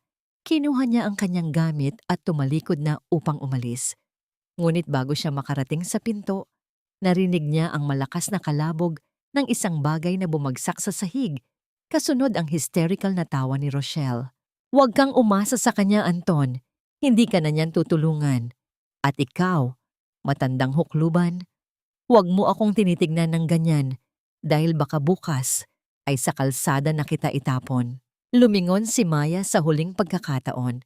Nakita niya ang pagtulo ng luha mula sa mga mata ni Senyora Lucita habang nakatingin sa kanya. Isang tingin na puno ng pagsisisi at pagmamakaawa. Ngunit lalong tumindi ang kaba ni Maya nang mapansin niyang may ilang kalalakihan na nakauniporme ng pulis ang dahan-dahang pumapasok sa bakuran ng mansyon, bit-bit ang isang tumpok ng mga legal na dokumento. Ginoong Anton de la Cruz, mayroon kaming warrant para sa pag-remit ng ari-ariang ito dahil sa hindi nabayarang utang sa bangko. Kailangan niyo ng lisanin ng mansyon sa loob ng 20 minuto. Ang sigaw ni Rochelle At ang pagmamakaawa ni Anton ay sumabog sa loob ng bahay. Sa gitna ng kaguluhan, isang tanong ang gumuhit sa isipan ni Maya habang pinapanood ang pagguho ng kahariang dati ay nagkulong sa kanya. Saan sila pupunta ngayong wala na silang matuluyan? At hanggang saan kayang tiisin ni Maya ang makitang nagdurusa ang mga taong dating naging dahilan ng kanyang paghihingalo? Hindi ito ang hustisyang hiniling ko, pero ito ang katotohanang kailangan kong harapin habang pinapanood ko ang unti-unting pagbagsak ng mga pader na dati ay sumakal sa aking kaluluwa. Ang bawat ingay sa loob ng Mansyong de la Cruz ay tila isang malakas na hiyaw ng nakaraan na pilit bumabangon mula sa hukay. Nakatayo si Maya sa gitna ng sala. Ang kanyang mga paa ay tila nakapako sa mamahaling marmol na sahig habang pinagmamasdan ng mga tauhan ng bangko na walang pakundangang nilalagyan ng mga sticker na foreclosed. Ang bawat kagamitang dati ay naging simbolo ng kapangyarihan ni Senyora Lucita. Ang amoy ng alikabok na naliligalig dahil sa paglilipat ng mga muebles ay humahalo sa amoy ng malamig na ulan na pumapasok mula sa nakabukas na pinto.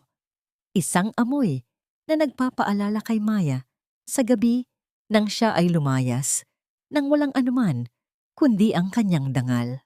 Hindi niyo pwedeng gawin ito. Akin ang mga alahas na yan. Akin ang bag na yan.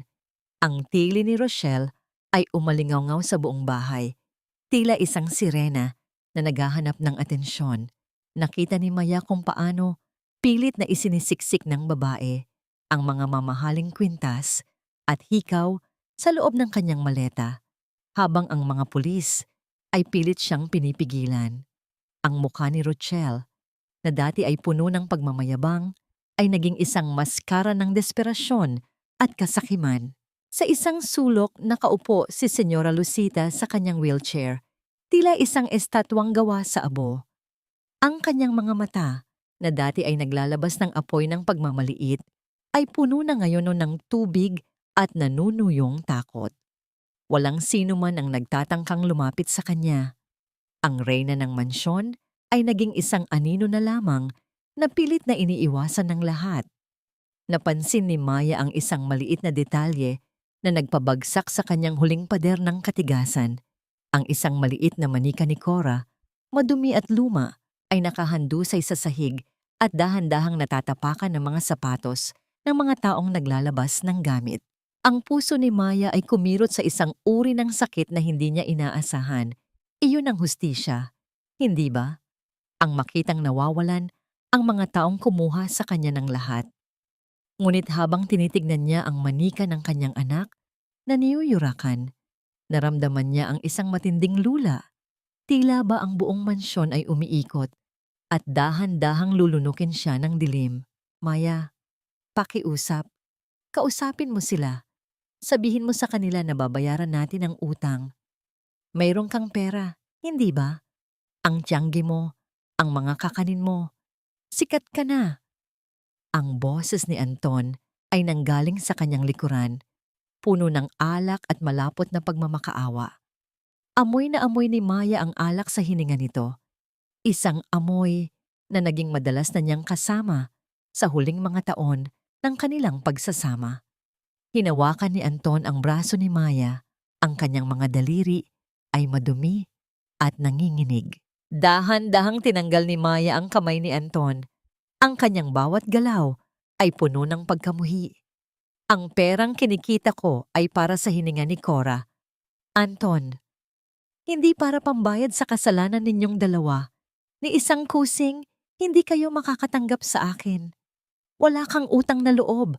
Pagkatapos ng lahat ng ginawa ni Mama para sa pamilya mo.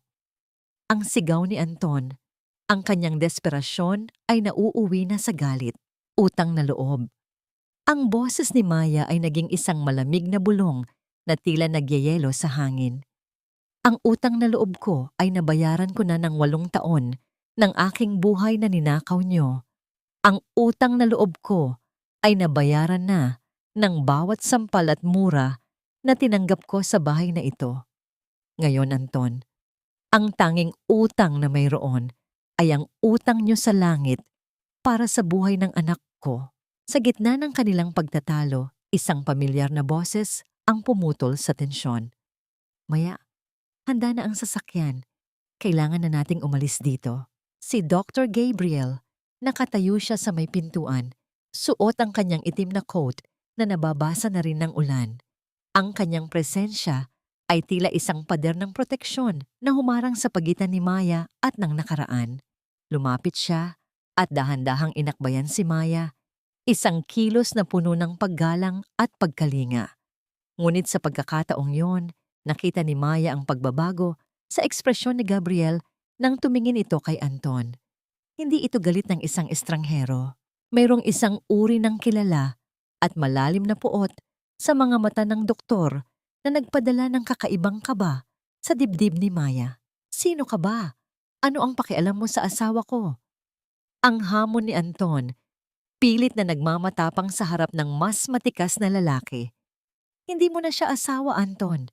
At ang pakialam ko ay ang siguraduhin na hindi na muling madadapuan ng dumi ang buhay ni Maya. Ang malamig na sagot ni Gabriel. Binalingan niya si Maya at dahan-dahang iginaya palabas. Huwag mo na silang tignan. Tapos na ang laban mo rito.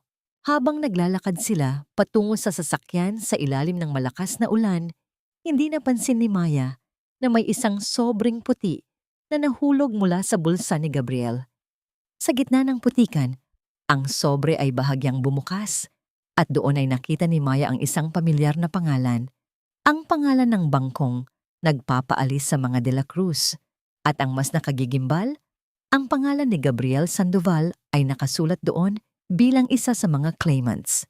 Napatigil si Maya sa tapat ng sasakyan. Ang ulan ay humahampas sa kanyang balat, ngunit mas matindi ang lamig na dumadaloy sa kanyang mga ugat. Lumingon siya kay Gabriel, ang lalaking naging anghel niya sa loob ng ospital, ang lalaking dahan-dahang nagpaparamdam sa kanya ng halaga ng pag-ibig. Sino ba talaga si Gabriel? Isa ba siyang tagapagligtas na dumating ng kusa o isa siyang manlalaro na matagal nang naghihintay ng tamang pagkakataon upang durugin ang mga De La Cruz gamit ang sarili niyang mga kamay? Bakit, Maya? May problema ba? Tanong ni Gabriel. Ang kanyang boses ay nananatiling mahinahon at puno ng lambing. Tila ba wala siyang itinatagong anumang lihim. Tumingin si Maya sa mansyon sa huling pagkakataon. Nakita niya ang anino ni Rochelle na pilit na hinihila ang kanyang maleta, ang pagsigaw ni Anton, at ang tahimik na pagtangis ng kanyang biyenan. At sa kanyang tabi, ang doktor na tila may hawak ng lahat ng kasagutan. Naramdaman ni Maya ang isang pamilyar na pag-ikot ng tadhana. Akala niya ay nakatakas na siya sa mensahe ng kasinungalingan, ngunit tila ang kanyang bagong simula ay nakatanim sa isang lupang puno ng mga lihim na hindi pa nabubunyag. Ang mists of distrust ay nagsimulang bumalot sa kanyang puso. Tila ba ang bawat hakbang niya patungo sa kalayaan ay may kapalit na bagong tanikala. Habang umaandar ang sasakyan palayo, iniwan ni Maya ang mansyon, ngunit dinala niya ang isang bagong uri ng pangamba. At sa kanyang bulsa, ang isang maliit at basang papel na nakuha niya mula sa sahig. Isang sulat na nanggaling sa nakaraan ni Gabriel na nagsasabing, ang katarungan ay mas masarap kapag ito ay isiniserbing malamig, tulad ng pagkamatay ng iyong ama sa kamay ng mga De La Cruz. Sino ba talaga ang dapat niyang pagkatiwalaan sa mundong ang bawat kabutihan ay may nakatagong bayad, at paano niya mapoprotektahan si Cora kung ang mismong taong nagligtas sa bata ay may sariling digmaang gustong tapusin? Ang bawat tibok ng puso ni Cora ay tila isang timer ng bomba na hindi ko alam kung kailan sasabog. Lalo na ngayong nalaman kong ang taong humahawak sa mitsa ay ang lalaking pinagkatiwalaan ko ng aking buhay. Ang puting pasilyo ng ospital ay tila mas lalong humaba at naging mas madilim sa paningin ni Maya. Ang amoy ng alkohol at gamot na dati ay nagbibigay sa kanya ng kapanatagan dahil sa pag-asang gumagaling ang kanyang anak. Ngayon ay tila nanunakal sa kanyang lalamunan. Sa loob ng kanyang bulsa, Ang basang papel na nakuha niya sa labas ng Mansyong de la Cruz ay tila nagbabaga, humihiling na basahin muli kahit na ang bawat salitang nakasulat doon ay tila isang lason na dahan-dahang pumapatay sa kanyang tiwala kay Dr. Gabriel. Pumasok si Maya sa silid ni Cora. Ang tunog ng mga kagamitang medikal, ang ritmo ng monitor na nagpapakita ng pintig ng puso ng bata ay punong-puno ng katanungan. Nakaupo si Gabriel sa tabi ng kama ni Cora. Dahan-dahang inaayos ang kumot ng bata. Ang kanyang mukha ay payapa. Ang kanyang mga galaw ay puno ng pag-iingat. Tila ba ang batang ito ang pinakamahalagang bagay sa mundo para sa kanya. Ngunit sa likod ng kapayapaang iyon, nakikita na ngayon ni Maya ang isang malalim at madilim na karagatan ng mga lihim. Maya, hindi mo pa babalak magpahinga? Ilang araw ka na ring halos walang tulog. Ang mahinahong sabi ni Gabriel nang hindi tumitingin sa kanya. Ang kanyang boses ay nananatiling malambing.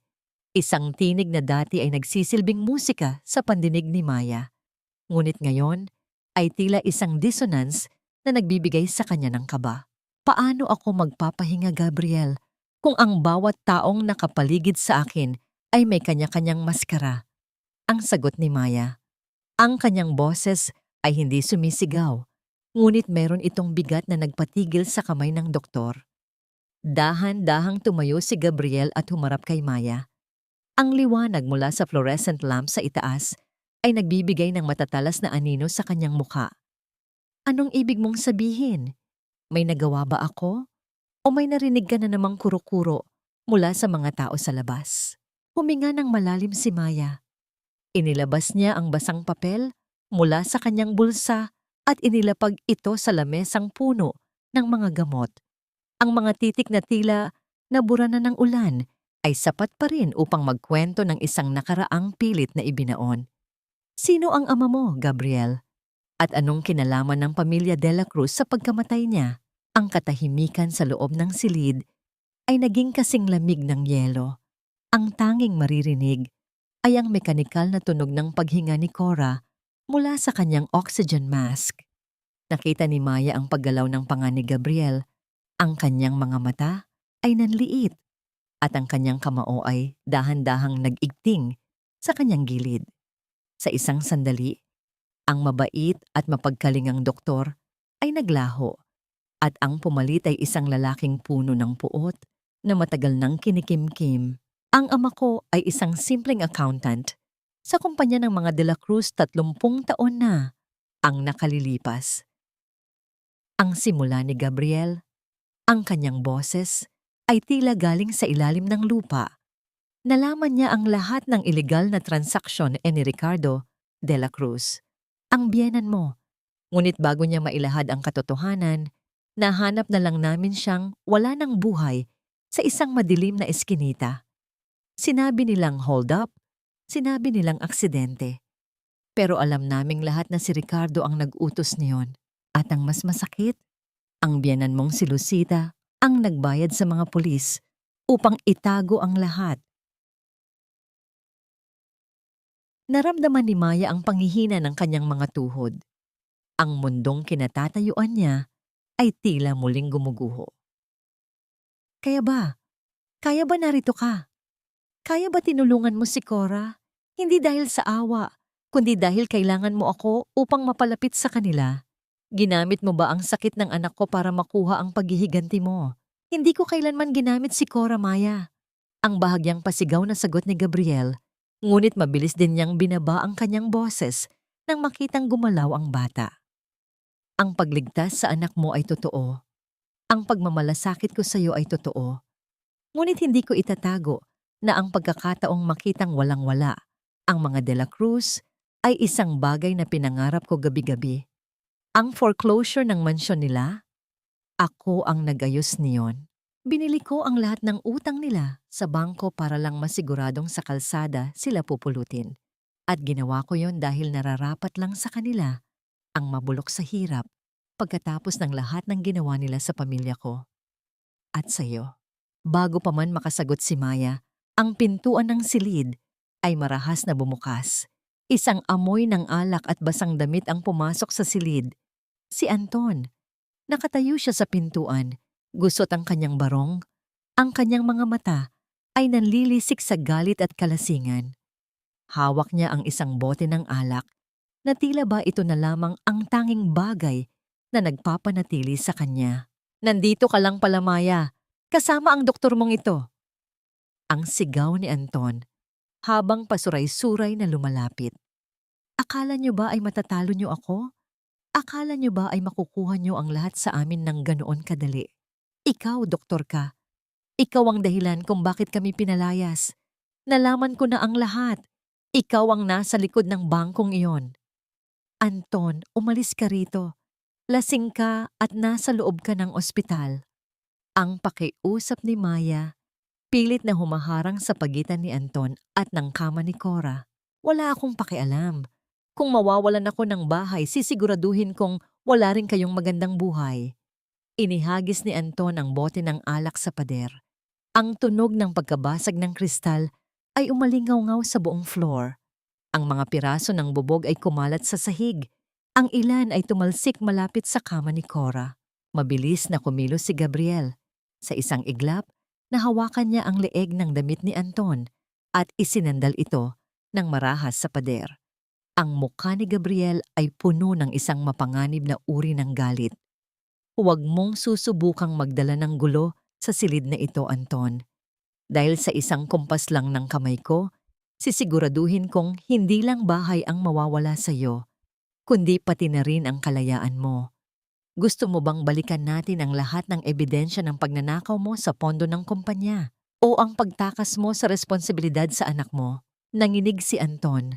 Sa takot ng makita ang dilim sa mga mata ni Gabriel, ang kanyang pagmamatapang ay tila bula na, biglang naglaho.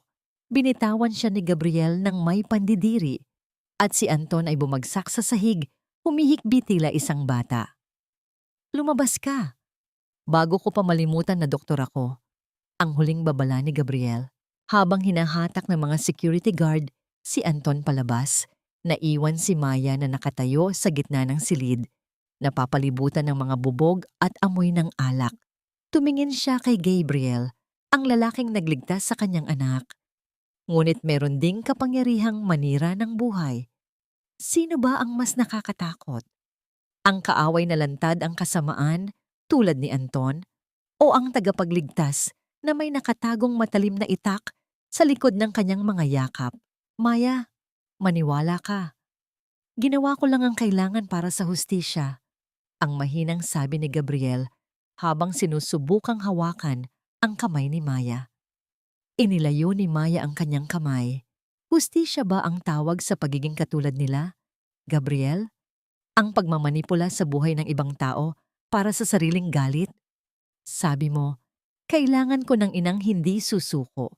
Pero sa mundong ito, parang ang tanging paraan para manalo ay ang maging kasing-sama ng mga taong kinamumuhian natin.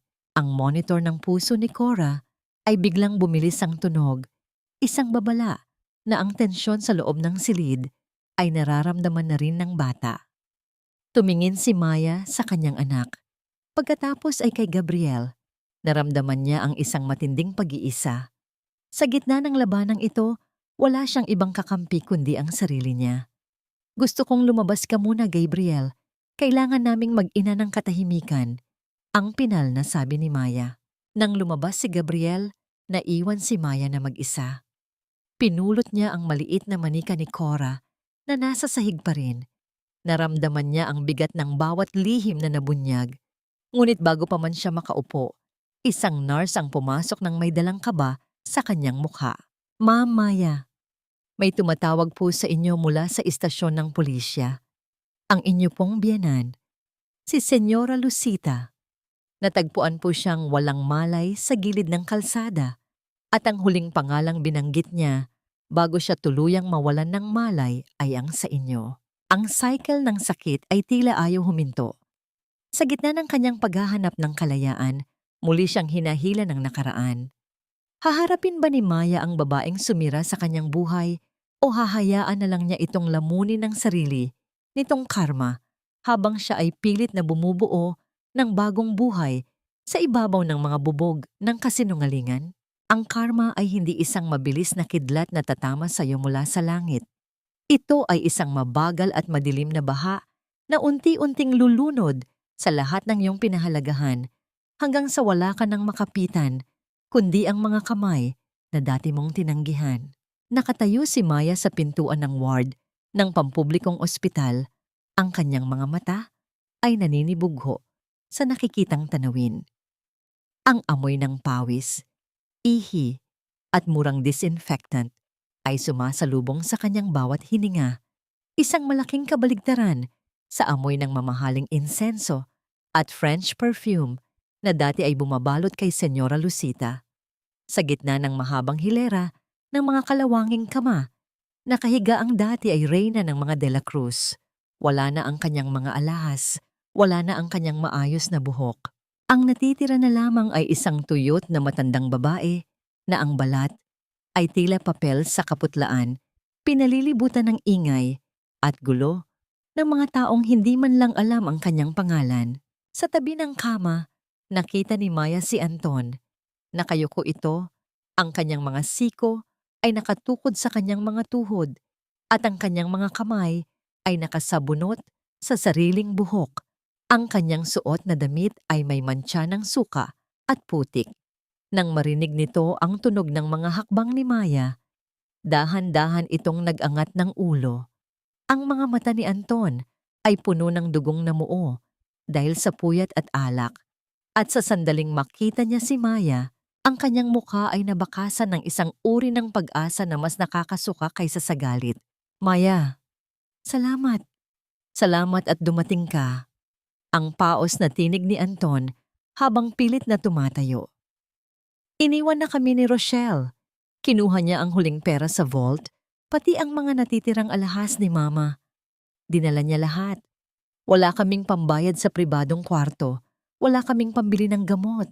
Maya, pakiusap. Ilipat natin si Mama. Hindi siya nararapat dito. Tinitigan ni Maya ang kanyang dating asawa. Naramdaman niya ang isang matinding pagkapagod na lumalampas sa pisikal na aspeto. Hindi siya nararapat dito, Anton. Pero nararapat ba ang anak mo na mawalan ng hininga dahil ninakaw mo ang perang pambuhay sa kanya? Nararapat ba ang nanay ko na mamatay ng maaga dahil sa pagmamaliit niyo sa pamilya ko? Maya, nagmamakaawa ako. Mamatay si Mama rito. Ang hikbi ni Anton habang sinusubukang hawakan ang kamay ni Maya. Inilayo ni Maya ang kanyang kamay nang may pandidiri. Huwag mo akong hawakan, Anton. Narito ako hindi dahil sa iyo at hindi dahil sa pera. Narito ako dahil tinawag ako ng pulisya. Dahan-dahang lumapit si Maya sa kama ni Lucita. Ang matanda ay bahagyang nagmulat ng mata. Nang makita niya si Maya, ang kanyang mga labi ay nangatal. Sinubukan niyang magsalita, ngunit tanging mahihina at garalgal na tunog lamang ang lumabas sa kanyang lalamunan. Ang kanyang kamay, na dati ay laging nakahanda sa pananakit, ay dahan-dahang gumalaw patungo sa direksyon ni Maya. Maya! Ang mahinang bulong ni Lucita. Ang kanyang mga mata ay hindi na naglalabas ng apoy. Sa halip, ang mga ito ay puno ng isang uri ng takot na tanging ang mga taong nakaharap na sa kamatayan ang nakakaramdam. Sa sandaling iyon, isang anino ang tumakip sa kanilang tatlo. Si Dr. Gabriel Sandoval. Nakatayo siya sa dulo ng kama. Ang kanyang puting gown ay kumikinang sa ilalim ng malamlam na ilaw ng ward. Ang kanyang mukha ay tila gawa sa bato. Walang emosyon, walang habag. Hawak niya ang chart ni Lucita at ang bawat pahina na kanyang nililipat ay tila isang pahina ng hatol. Siya ay nakaranas ng matinding stroke dahil sa hypertension at stress. Ang malamig na paliwanag ni Gabriel habang ang kanyang paningin ay nakapako kay Lucita. Ang kalahati ng kanyang katawan ay paralisado na. At dahil sa tagal, bago siya nadala sa ospital, ang pinsala sa kanyang utak ay permanente na. Maaring makarinig siya, maaring makakita, pero hindi na siya muling makakapagsalita ng maayos o makakalakad. Tumingin si Gabriel kay Maya at pagkatapos ay kay Anton nang may mapang-uyam ng ngiti. Isang mabisang paraan ng tadhana para pagbayarin ang isang taong ginamit ang kanyang boses at lakas upang manakit ng iba, hindi ba? Ang manatiling gising sa loob ng isang katawang hindi mo na mautusan, ang makita ang pagbagsak ng iyong kaharian habang wala kang magawa. Doktor ka, dapat mo siyang gamutin. Gawin mo ang lahat. Ang sigaw ni Anton, pilit na hinahawakan ang kwelyo ni Gabriel. Mabilis na tinabig ni Gabriel ang kamay ni Anton. Ginagawa ko ang tungkulin ko bilang Doktor Anton. Pero hindi ako isang Diyos na kayang burahin ang karma. Ang gamot ay pampahaba lamang ng buhay, pero ang kalidad ng buhay na natitira sa kanya, iyan ang kabayaran ng lahat ng ginawa niyo. Binalingan ni Gabriel si Maya at ang kanyang boses ay lumambot ng bahagya, ngunit naroon pa rin ang talim ng kanyang motibo. Maya, huwag mong hayaang gamitin ka na naman nila. Ang awa mo ay isang regalo na hindi nila nararapat matanggap. Hayaan mong ang mga De La Cruz ang bumuhat ng sarili nilang krus. Naramdaman ni Maya ang matinding dilema sa kanyang puso. Nakita niya ang kanyang sarili 10 taon na ang nakalilipas, ang inang nakahiga rin sa ganitong ward, at ang biyenan niyang si Lucita na nakatayo ng mayabang at nag-aalok ng perang may kapalit na kalayaan. Ngayon, ang posisyon ay nagkabaligtad. Siya ang may kakayahan, siya ang may pera mula sa kanyang lumalagong negosyo, at ang kanyang kaaway ay ang nakaluhod sa kanyang harap. Kumuha si Maya ng isang malinis na bimpo mula sa kanyang bag. Nilubog niya ito sa tubig at dahan-dahang pinunasan ang noo ni Lucita. Hindi ito kilos ng pag-ibig, kundi kilos ng isang taong tumatangging maging kasing sama ng kanyang mga kaaway. Hindi ko ito ginagawa para sa inyo, Lucita. Ang bulong ni Maya habang nakatingin sa mga mata ng matanda. Ginagawa ko ito dahil kung hahayaan ko kayong mabulok nang walang tulong, magiging katulad niyo lang ako. At ayaw kong dalhin ang bahid ng inyong pagkatao sa pagpapalaki ko kay Cora. Tumingin si Maya kay Anton. Babayaran ko ang initial bill para maging maayos ang lagay niya rito sa ward. Pero yun na ang huli. Pagkatapos nito, ikaw na ang maghahanap ng paraan. Magtrabaho ka, mamasukan ka, gawin mo ang lahat ng ginawa ko noong ako ang alipin sa bahay niyo. Damhin mo ang bigat ng bawat sentimong pinagpapawisan. Ngunit habang papunta si Maya sa cashier, hinila siya ni Gabriel sa isang madilim na pasilyo. Ang mga mata ng doktor ay naglalablag sa galit. Bakit, Maya? Bakit mo sila tinutulungan? Pagkatapos ng lahat ng ginawa nila sa ama ko? Pagkatapos ng lahat ng ginawa nila sa iyo? Ang pagpapatawad mo ay isang insulto sa hustisyang binuo ko. Hustisya ba para sa iyo o paghihiganti, Gabriel? Ang balik na tanong ni Maya. Ginamit mo ang foreclosure upang masiguradong mawawalan sila ng bahay. Ginamit mo ang posisyon mo para makita silang nagdurusa. Pero kailan titigil ang galit mo? Kapag patay na silang lahat? Kapag pati ako ay naging biktima na rin ng iyong obsesyon? Ginagawa ko ito para sa atin. Ang depensa ni Gabriel habang hinahawakan ang mga balikat ni Maya. Hindi, Gabriel. Ginagawa mo ito para sa sarili mo. Ang malamig na sabi ni Maya. Ang pagligtas mo kay Cora ay ang pinakamagandang bagay na nangyari sa buhay ko. At habang buhay akong magpapasalamat. Pero kung ang puso mo ay puno lamang ng lason para sa mga De La Cruz, wala ring puwang ang pag-ibig na inaalok mo sa akin. Binitawan ni Maya si Gabriel at naglakad palayo. Ngunit bago siya makalabas ng ospital, isang pamilyar na boses ang tumawag sa kanya mula sa intercom ng impormasyon. Paging ginang Maya De La Cruz.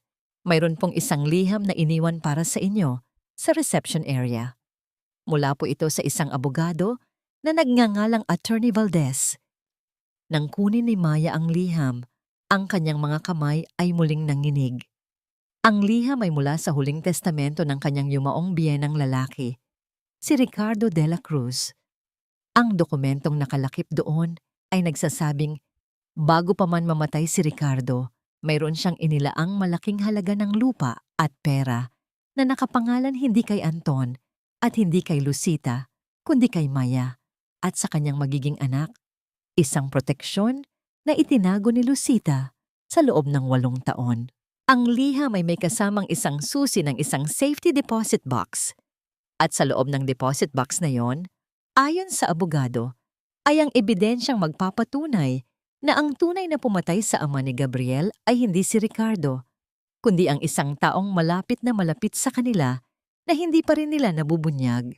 Ang mundo ni Maya ay muling umiinog sa isang panibagong twist ng katotohanan. Sino ang tunay na kaaway? At ano ang gagawin ni Maya ngayong hawak na niya ang susi na maaring magligtas o tuluyang magwasak sa lalaking nagsimulang magpatibok ng kanyang puso? Ang katotohanan ay tila isang pirasong bubog na pilit kong inaabot sa gitna ng karimlan. Kapag sinubukan kong higit pang alamin ang pinagmulan nito, mas lalo lamang akong nasusugatan at dinudugo. Nakatayo si Maya sa harap ng pintuan ng bangko. Ang kanyang mga kamay ay nanginginig habang mahigpit na hawak ang liham mula sa abogado at ang susi ng safety deposit box. Ang mga salita ni Dr. Gabriel ay naguulit sa kanyang isipan. Ang hustisya ay mas masarap kapag ito ay isineserbing malamig. Ngunit sa puso ni Maya ang paghihiganti ay tila isang uling na nagbabaga na unti-unting sumusunog sa kanyang pagkatao. Sa loob ng kanyang bulsa, ang telepono niya ay patuloy na nagriring. Ito ay si Gabriel. Simula nang iwan niya ito sa ospital, walang tigil itong tumatawag at nagte-text. Ang mga mensahe niya ay nagsisimula sa mga pakiusap at paghingi ng tawad. Ngunit unti-unting nauuwi sa mga nagbabantang katanungan. Alam ni Maya na nag-aalala si Gabriel na baka ilayo niya ang sarili sa kanya at itago ang anumang impormasyong matutuklasan niya mula sa safety deposit box. Ngunit mas matindi ang kaba ni Maya para kay Cora. Sa kanyang kawalan, hindi niya alam kung ano ang maaaring gawin ni Gabriel sa kanyang anak. Ang nakatakdang operasyon ni Cora sa susunod na linggo ay nakasalalay pa rin sa kaalaman at kakayahan ni Gabriel bilang doktor. Mayroon ba siyang lakas na itaya ang kaligtasan ng anak para lamang sa kanyang paghahanap ng katotohanan? Huminga ng malalim si Maya at ipinasya na huwag sagutin ang tawag. Sa pagkakataong ito, kailangan niyang magtiwala sa kanyang sariling instinct. Ang bawat desisyon ay dapat nakabatay sa katotohanan, hindi sa paghihiganti o takot. Sa loob ng bangko, ipinakita ni Maya ang kanyang mga dokumento at ang susi sa isang babaeng teller. Ang kanyang puso ay kumakabog habang iginagaya siya sa loob ng isang maliit na silid kung saan matatagpuan ang mga safety deposit boxes. Bawat segundo ay tila isang habambuhay. Nang buksan ng teller ang deposito at iniwan siyang mag-isa, naramdaman ni Maya ang matinding bigat ng kasaysayan na naghihintay sa kanyang mga kamay. Ang loob ng safety deposit box ay simple lamang. Mayroong isang makapal na sobre na kulay brown, isang maliit na kahon na gawa sa kahoy, at isang lumang larawan. Kinuha ni Maya ang sobre at binuksan ito. Sa loob, nakita niya ang ilang dokumento, mga titulo ng lupa, mga bank statement, at mga papeles na nagpapatunay na siya at ang kanyang magiging anak ay mayroong malaking trust fund na itinatago ni Ricardo de la Cruz bago ito pumanaw. Sa kasamaang palad, nakasaad sa dokumento na ang kanyang biyenang si Lucita ang may ganap na kapangyarihan upang desisyunan kung kailan niya ibibigay kay Maya ang yaman na ito. Galit na kinuyom ni Maya ang kanyang mga kamay. Si Lucita, kahit sa kamatayan ng kanyang asawa, pilit pa rin siyang ginagawang isang sunod-sunuran. Balak ba ni Ricardo na protektahan siya? O balak lamang niyang palawigin ang kanyang pagkaalipin sa loob ng pamilya de la Cruz? Ngunit bago pa man siya tuluyang mawalan ng pag-asa, nakita ni Maya ang kahon na gawa sa kahoy. Dahan-dahan niya itong binuksan at sa loob ay nakita niya ang isang lumang larawan. Nang kunin niya ito, ang kanyang mga kamay ay nanginig ng marahas. Sa larawan, makikita ang isang batang Gabriel na nakasuot ng isang uniforme ng eskwela. Nakatayo siya sa tabi ng kanyang ama, na nakasuot ng isang uniforme ng accountant na may logo ng De La Cruz Enterprises. Ngunit sa likod ng dalawa, may isang figura na bahagyang nakatago sa anino. Ang kanyang mukha ay hindi gaanong makita, ngunit ang pamilyar na alahas sa kanyang kamay ay agad na nakilala ni Maya. Ito ay ang rosaryo na laging suot ni Tita Flor. Sa likod ng larawan, mayroong isang maikling mensahe na nakasulat sa isang lumang papel. Si Flor de la Cruz ang nag-utos na ipapatay ang ama ni Gabriel. Mayroon siyang relasyon kay Ricardo at natatakot siyang ibubunyag ng accountant ang kanilang lihim. Nanghina si Maya. Hindi niya kayang paniwalaan ang kanyang nakikita. Si Tita Flor, ang kanyang naging kakampi, ang tumulong sa kanya upang makatakas sa pamilya De La Cruz, ang kumupkop sa kanya at kay Cora. Siya pala ang mastermind sa likod ng lahat. Ang lahat ba ng kabutihan ni Tita Flor ay isang malaking kasinungalingan? Ang tunay na biktima ba ng pamilya De La Cruz ay si Gabriel, at ang tunay na halimaw ay ang taong hindi niya kailanman pinaghinalaan. Sa labas ng bangko, patuloy na nagriring ang telepono ni Maya. Si Gabriel. Ngunit ngayon, hindi na lamang takot ang nararamdaman ni Maya. Naramdaman niya ang isang matinding galit. Ginawa siyang isang piyesa, isang instrumento, isang kasangkapan. Si Gabriel ay nagpapanggap na nagmamalasakit sa kanya. Ngunit sa likod ng lahat, ang layunin niya ay durugin ang taong pumatay sa kanyang ama. Ngunit paano kung ang taong iyon ay isa sa mga taong pinagkatiwalaan at minahal niya? Nang sagutin ni Maya ang telepono, ang kanyang boses ay mas malamig pa kaysa sa yelo. Gabriel, alam ko na. Alam ko na ang totoo. Anong ibig mong sabihin, Maya? May natuklasan ka na ba sa safety deposit box? Anong nakasulat sa testamento? Ang nagmamadaling tanong ni Gabriel. Si Tita Flor. Siya ang nagpapatay sa ama mo, Gabriel. Mayroon akong ebidensya. Ang sagot ni Maya. Ang katahimikan sa kabilang linya ay tila walang hanggan. Sa wakas, narinig ni Maya ang mahinang paghinga ni Gabriel. Hindi iyan maari. Si Tita Flor, siya ang tumulong sa akin noong bata pa ako. Siya ang nagsabi sa akin na hindi ako dapat maghiganti. Ang lahat ba ng sinabi niya sa iyo ay kasinungalingan, Gabriel? Ang lahat ba ng ginawa niya ay bahagi ng kanyang plano? Ang tanong ni Maya. Kailangan kong makita ang ebidensya, Maya. Kailangan kong malaman ang totoo. Ang sagot ni Gabriel. Magkita tayo sa rest house ni Tita Flor. Doon, malalaman natin kung sino talaga siya. Naramdaman ni Maya ang isang matinding kaba. Bakit sa rest house? Bakit kailangan nilang pumunta mismo kay Tita Flor? Ngunit bago pa man siya makapagtanong, may narinig siyang malakas na tunog sa likuran ni Gabriel. Ang tunog ng pagbasag ng salamin. Gabriel? Ano iyon? Gabriel, sumagot ka. Ang sigaw ni Maya. Ngunit tanging ang tunog lamang ng garalgal na paghinga ang kanyang naririnig sa kabilang linya. Pagkatapos, ang telepono ay biglang naputol. Sa loob ng safety deposit box, nakita ni Maya ang isang maliit na papel na nalaglag mula sa larawan. Pinulot niya ito at binasa ang mensahe na nakasulat doon. Kung sino man ang makabasa nito, huwag kang magtiwala kay Gabriel. Naghihintay lamang siya ng tamang pagkakataon upang durugin ang lahat ng kanyang mga kaaway. Kasama ka. Ang lihim ay nabunyag na. Alam na ni Maya ang katotohanan at hawak niya na ang susi upang malaman kung sino ang papaniwalaan. Ngunit ang katotohanan ay may kapalit. Ang buhay ni Gabriel, ang kaligtasan ni Cora, at ang kanyang sariling kalayaan. Sino ang dadalhin ni Maya sa rest house? Si Gabriel upang maghiganti o si Tita Flor upang magpaliwanag? At paano niya mapoprotektahan ang sarili kung ang paghahanap niya ng katotohanan ay mauuwi sa isang madugong labanan sa pagitan ng 2 taong pinakamalapit sa kanyang puso? Ang bawat hakbang ko patungo sa rest house ay tila isang sayaw sa bingit ng kamatayan.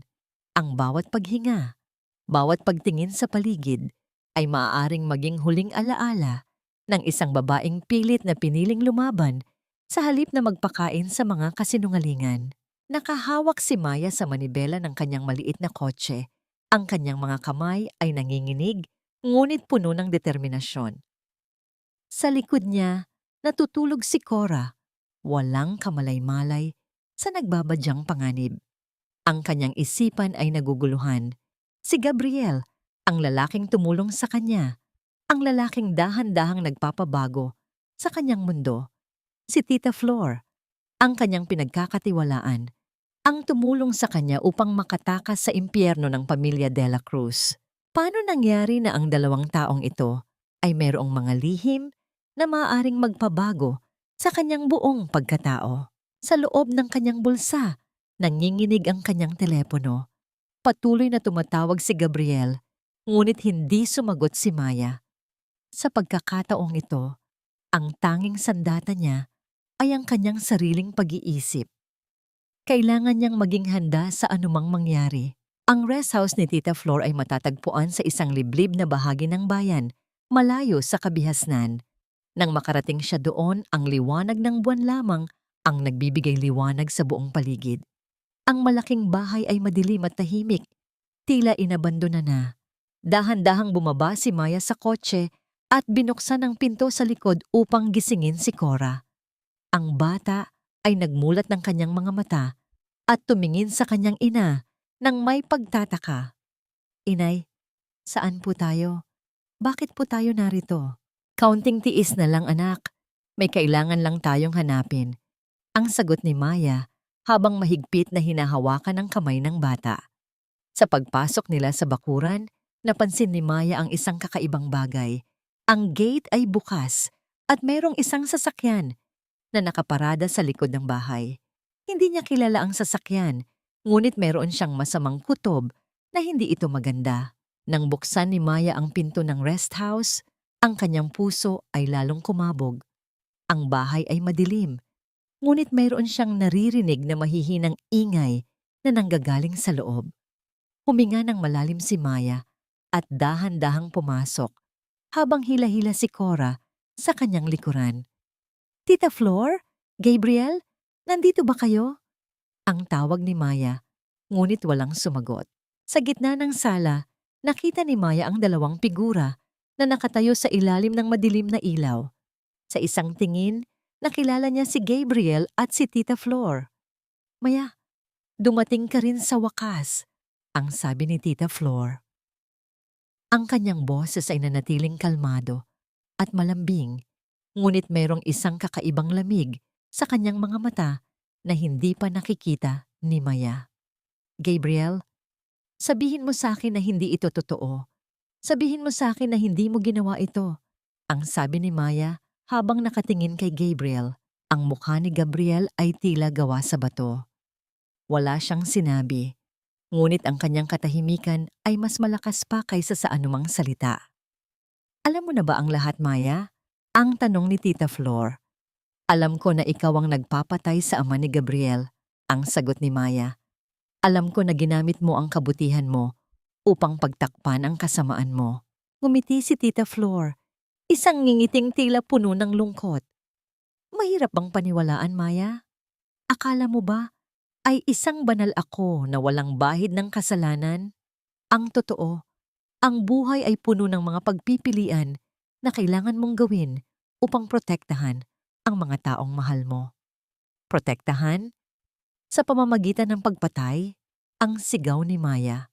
"Ang ama ni Gabriel ay nagtangkang sirain ang pamilya ko," ang paliwanag ni Tita Flor. "Nalaman niya ang tungkol sa aming relasyon ni Ricardo at nagbanta siyang isasabog ang lahat sa publiko. Hindi ko hahayaang mangyari iyon. Kailangan kong protektahan ang pangalan ng aming pamilya. Kailangan kong protektahan ang pagmamahal ko kay Ricardo." "At si Gabriel? Anong balak mo sa kanya?" ang tanong ni Maya. "Gusto kong tulungan siyang makalimot," ang sagot ni Tita Flor. "Gusto kong tulungan siyang magsimula muli. Ngunit sa kasamaang palad, napuno na ng galit ang kanyang puso. Hindi ko siya kayang kontrolin, kaya nagpa siya akong gawin ang nararapat." Sa isang iglap, kumuha si Tita Flor ng isang baril mula sa ilalim ng kanyang coat. Itinutok niya ito kay Gabriel Nagsimulang umiyak si Cora. Tita Flor, huwag niyo pong gawin ito. Ang sigaw ni Maya. Pasensya na, Maya, ang sabi ni Tita Flor. Ngunit kailangan kong protektahan ang pamilya ko. Hindi kita pwedeng hayaang maging hadlang sa aking plano. Bago pa man makapagsalita si Maya, pinaputok ni Tita Flor ang baril. Ngunit sa halip na tamaan si Gabriel, ang bala ay tumama kay Maya. Naramdaman ni Maya ang matinding sakit sa kanyang dibdib. Nabitiwan niya ang kamay ni Cora at napahiga sa sahig. Ang kanyang paningin ay lumalabo at ang kanyang huling narinig ay ang malakas na sigaw ni Cora at ang garalgal na boses ni Gabriel. Maya, Maya, huwag kang bibitaw. Hindi ako papayag na mamatay ka. Bago tuluyang lamunin ng dilim ang kanyang kamalayan, naramdaman ni Maya ang mainit na luha na pumapatak sa kanyang mukha. Ang luha ni Gabriel. Sa unang pagkakataon, nakita niya ang tunay na Gabriel. Hindi isang lalaking puno ng galit, kundi isang taong marunong magmahal at magpatawad. Ngunit tila huli na ang lahat. Magagawa pa kayang mabuhay si Maya upang protektahan ang kanyang anak? O ang kanyang kamatayan ang magiging daan upang tuluyang magwakas ang sumpa ng nakaraan? Sa gitna ng dilim, ang pag-ibig ang tanging liwanag na kayang sumira sa sumpa ng nakaraan at magbigay ng pag-asa sa mga pusong sugatan. Tila isang panaginip ang lahat ng nangyari. Nakahiga si Maya sa isang puting kama sa ospital. Ang kanyang buong katawan ay puno ng mga tubo at alambre. Ang sakit sa kanyang dibdib ay tila hindi matatapos, ngunit mas matindi ang sakit na nararamdaman niya sa kanyang puso. Paano nangyari na ang 2 taong pinagkatiwalaan niya ay naging dahilan ng kanyang paghihirap? Paano niya mapoprotektahan si Cora sa mundong puno ng kasinungalingan at pagtataksil? Dahan-dahang iminulat ni Maya ang kanyang mga mata. Ang unang mukha na kanyang nakita ay si Gabriel. Nakaupo ito sa tabi ng kanyang kama. Ang kanyang mga mata ay puno ng pag-aalala at pagmamahal. Hinawakan ni Gabriel ang kanyang kamay at dahan-dahang hinaplos ito. Maya, gising ka na, ang mahinang sabi ni Gabriel. Salamat sa Diyos, buhay ka. Sinubukan ni Maya na magsalita, ngunit ang kanyang lalamunan ay masyadong tuyo. Hinawakan ni Gabriel ang isang baso ng tubig at inilapit ito sa kanyang mga labi. Huwag kang magsalita. Kailangan mong magpahinga. Si Cora? Ang naisambit ni Maya. Nasaan si Cora? Ligtas si Cora. Nasa pangangalaga siya ni Tita Flor. Ang sagot ni Gabriel. Napatigil si Maya. Ang kanyang puso ay nagsimulang bumilis ang tibok. Si Tita Flor? Bakit sa kanya? Hindi mo ba alam na siya ang nagpapatay sa ama mo? Hindi mo ba alam na siya ang dahilan ng lahat ng ito? Alam ko, Maya. Alam ko ang lahat, ang sagot ni Gabriel. Ngunit kailangan mong maniwala sa akin. Walang sasaktan kay Cora. Pangako ko yan. Paano kita mapagkakatiwalaan, Gabriel? Paano ako magtitiwala sa isang taong naglihim sa akin ng kanyang nakaraan? Paano ako magtitiwala sa isang taong handang gumamit ng sakit para lamang makamit ang kanyang paghihiganti? Ang tanong ni Maya. Alam kong mahirap para sa iyo na magtiwala sa akin ngayon, Maya. Ang sagot ni Gabriel. Ngunit kailangan mong malaman na ang pagmamahal ko sa iyo at kay Cora ay higit pa sa anumang nakaraan. Handang akong gawin ang lahat para mapatunayan sa iyo iyan. Kung mahal mo ako, sabihin mo sa akin ang totoo. Ano ang binabalak ni Tita Flor? Bakit niya ginawa ang lahat ng ito? Ang tanong ni Maya. Huminga ng malalim si Gabriel. Pagkatapos ng pamamaril, tumakas si Tita Flor kasama si Cora. Sinundan ko sila at doon ko nalaman ang lahat.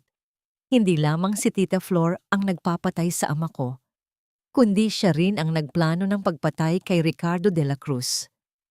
Namilog ang mga mata ni Maya. Bakit? Bakit niya gagawin iyon? Dahil mahal niya si Ricardo, ang sagot ni Gabriel. Ngunit hindi siya kayang pakasalan ni Ricardo dahil may asawa na ito. Kaya nagpasya siyang gawin ang lahat upang mapasa kanya si Ricardo. Ngunit nang malaman niya na si Ricardo ay mayroong lihim na trust fund para sa iyo at kay Cora, nagalit siya. Hindi niya kayang tanggapin na ang pagmamahal ni Ricardo ay hindi para sa kanya.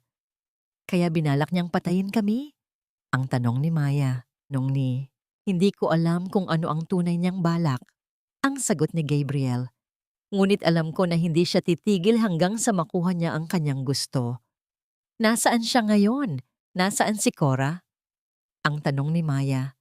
Nasa rest house pa rin sila. Ang sagot ni Gabriel. Ngunit huwag kang mag-alala.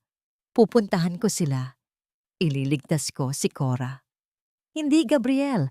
Hindi mo sila pwedeng puntahan ng mag-isa. Ang sabi ni Maya. Delikado siya. Hindi mo siya kayang labanan. Kailangan kong gawin ito, Maya. Kailangan kong protektahan ang anak mo. Kailangan kong protektahan ang babaeng mahal ko. Ang sagot ni Gabriel.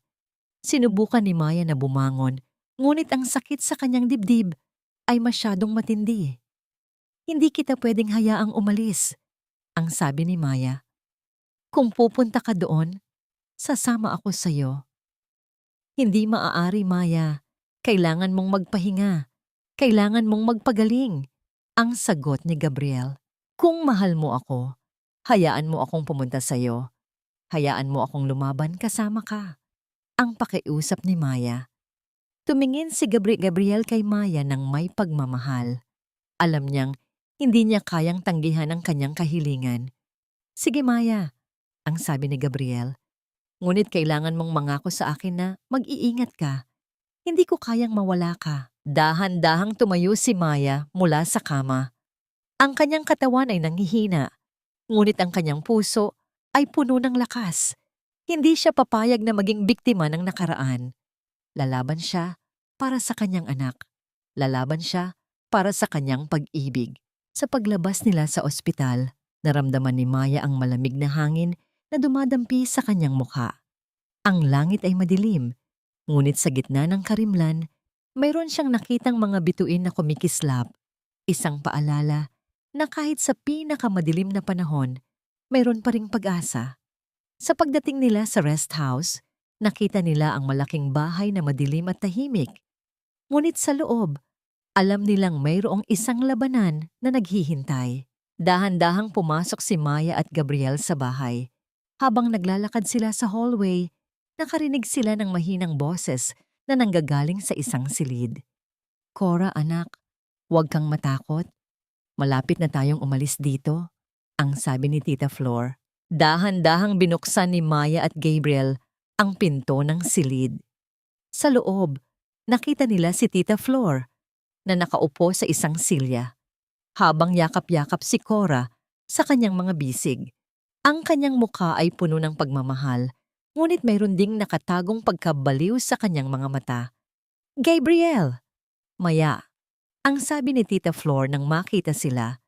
Sa wakas ay dumating na rin kayo. Tita Flor, pakawalan mo si Cora, ang sabi ni Gabriel. Hindi mo siya kailangang idamay dito. Ngumiti si Tita Flor. Hindi ko kayang pakawalan si Cora, Gabriel. Siya na lamang ang natitirang alaala ni Ricardo sa akin. Tita Flor, mali ang ginagawa mo, nang sabi ni Maya. Hindi mo maibabalik ang nakaraan sa pamamagitan ng pagpatay sa akin at kay Cora. Kailangan mong harapin ang iyong mga pagkakamali at tanggapin ang iyong kapalaran. Hindi! Hindi ako papayag na muling mawala sa akin si Ricardo. Ang sigaw ni Tita Flor. Sa isang iglap, itinutok niya ang baril kay Cora. Napatigil si Maya. Ang kanyang puso ay kumabog ng sobrang bilis na tila sasabog na ito anumang sandali. Hindi niya alam ang gagawin. Ngunit bago pa man makapaputok si Tita Flor, mabilis na kumilos si Gabriel. Sumugod siya kay Tita Flor at sinubukang agawin ang baril. Nagpambuno ang dalawa sa sahig. Si Cora ay umiiyak at sumisigaw. Hindi alam ni Maya kung paano sila tutulungan. Sa gitna ng kaguluhan, biglang pumutok ang baril. Sa huli, natutunan kong ang tunay na pag-ibig ay hindi lamang pagpili sa tama, kundi ang pagtindig sa tabi ng taong mahal mo, kahit na ang mundo ay tila gustong lumamon sa inyong dalawa. Nakahiga si Maya sa sahig, Ang kanyang mga mata ay nakapako sa kisame. Hindi niya alam kung gaano katagal siyang nakaratay doon. Ang lahat ng nangyari ay tila isang malabong panaginip. Ngunit sa gitna ng kanyang pagkalito, mayroon siyang isang bagay na alam na sigurado. Kailangan niyang protektahan si Cora. Dahan-dahan bumangon si Maya. Ang kanyang katawan ay nanghihina, ngunit ang kanyang puso ay puno ng determinasyon. Pinagmasdan niya ang paligid. Si Gabriel at si Tita Flor ay nagpapatuloy pa rin sa kanilang pagpapatayan. Si Cora ay nakaupo sa isang sulok, umiiyak at nanginginig. Kinuha ni Maya ang lahat ng kanyang lakas at tumakbo patungo kay Tita Flor. Sinubukan niyang agawin ang baril ngunit masyadong malakas ang matanda. "Huwag kang makialam dito, Maya," ang sigaw ni Tita Flor. "Hindi kita hahayaan na saktan si Gabriel. Hindi kita hahayaan na saktan si Cora." Ang sigaw ni Maya. Nang marinig ni Gabriel ang kanyang pangalan, napalingon ito kay Maya. Sa isang iglap, sinamantala ni Tita Flor ang pagkakataon at itinutok ang baril kay Gabriel. Ngunit bago pa man makapaputok si Tita Flor, mabilis na kumilos si Maya. Tumalon siya sa harap ni Gabriel at tinanggap ang bala para sa kanya. Muling naramdaman ni Maya ang matinding sakit sa kanyang dibdib. Ngunit sa pagkakataong ito, hindi siya natakot. Alam niya na ginawa niya ang tama. Bumagsak si Maya sa sahig. Sa kanyang huling hininga, ngumiti siya kay Gabriel at kay Cora. "Mahal ko kayo," ang sabi niya. Pagkatapos, tuluyan ng nilamon ng dilim ang kanyang kamalayan mula sa punto de vista ni Gabriel. Napanood ni Gabriel ang pagbagsak ni Maya at ang kanyang puso ay nadurog. Hindi niya kayang paniwalaan na nangyayari ito. Muli, nawalan siya ng isang taong mahal niya dahil sa kanyang nakaraan.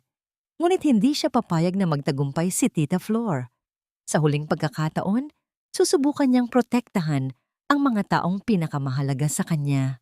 Sa isang galit na sigaw, sumugod si Gabriel kay Tita Flor at inagaw ang baril. Ngunit sa pagkakataong ito, hindi siya nag-atubili. Itinutok niya ang baril kay Tita Flor at pinaputok ito ng walang babala. Bumagsak si Tita Flor sa sahig. Tapos na ang lahat. Lumuhod si Gabriel sa tabi ni Maya. Ang kanyang mga mata ay puno ng luha. "Maya, pakiusap. Huwag kang bibitaw. Kailangan kita," ang sabi ni Gabriel. Ngunit hindi na sumagot si Maya. Ang kanyang mga mata ay nakapikit at ang kanyang katawan ay hindi gumagalaw. Tumayo si Gabriel at kinuha si Cora sa kanyang mga bisig. "Okay lang, Cora," ang sabi ni Gabriel. "Magiging okay lang ang lahat." Sa labas ng rest house, naririnig ni Gabriel ang tunog ng mga sirena ng pulis. Alam niyang malapit na silang dumating. Ngunit sa puntong iyon, wala na siyang pakialam.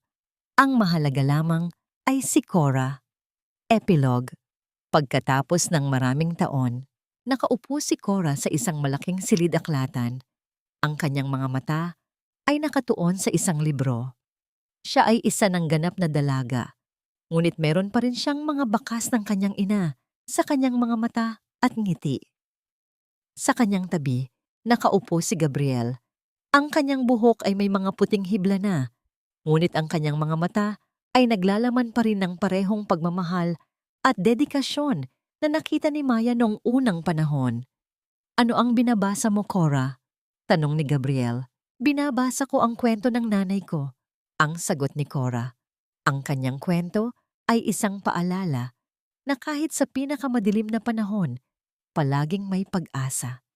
Ang kanyang pag-ibig ay ang tanging liwanag na kayang sumira sa sumpa ng nakaraan. Ngumiti si Gabriel. "Ang iyong ina ay isang bayani, Cora. Hindi ko siya malilimutan kailanman." "Alam ko, Gabriel," ang sabi ni Cora. "At alam kong kahit saan man siya naroroon, ipinagmamalaki niya tayo." Magkahawak kamay na tiningnan ni Gabriel at Cora ang bintana.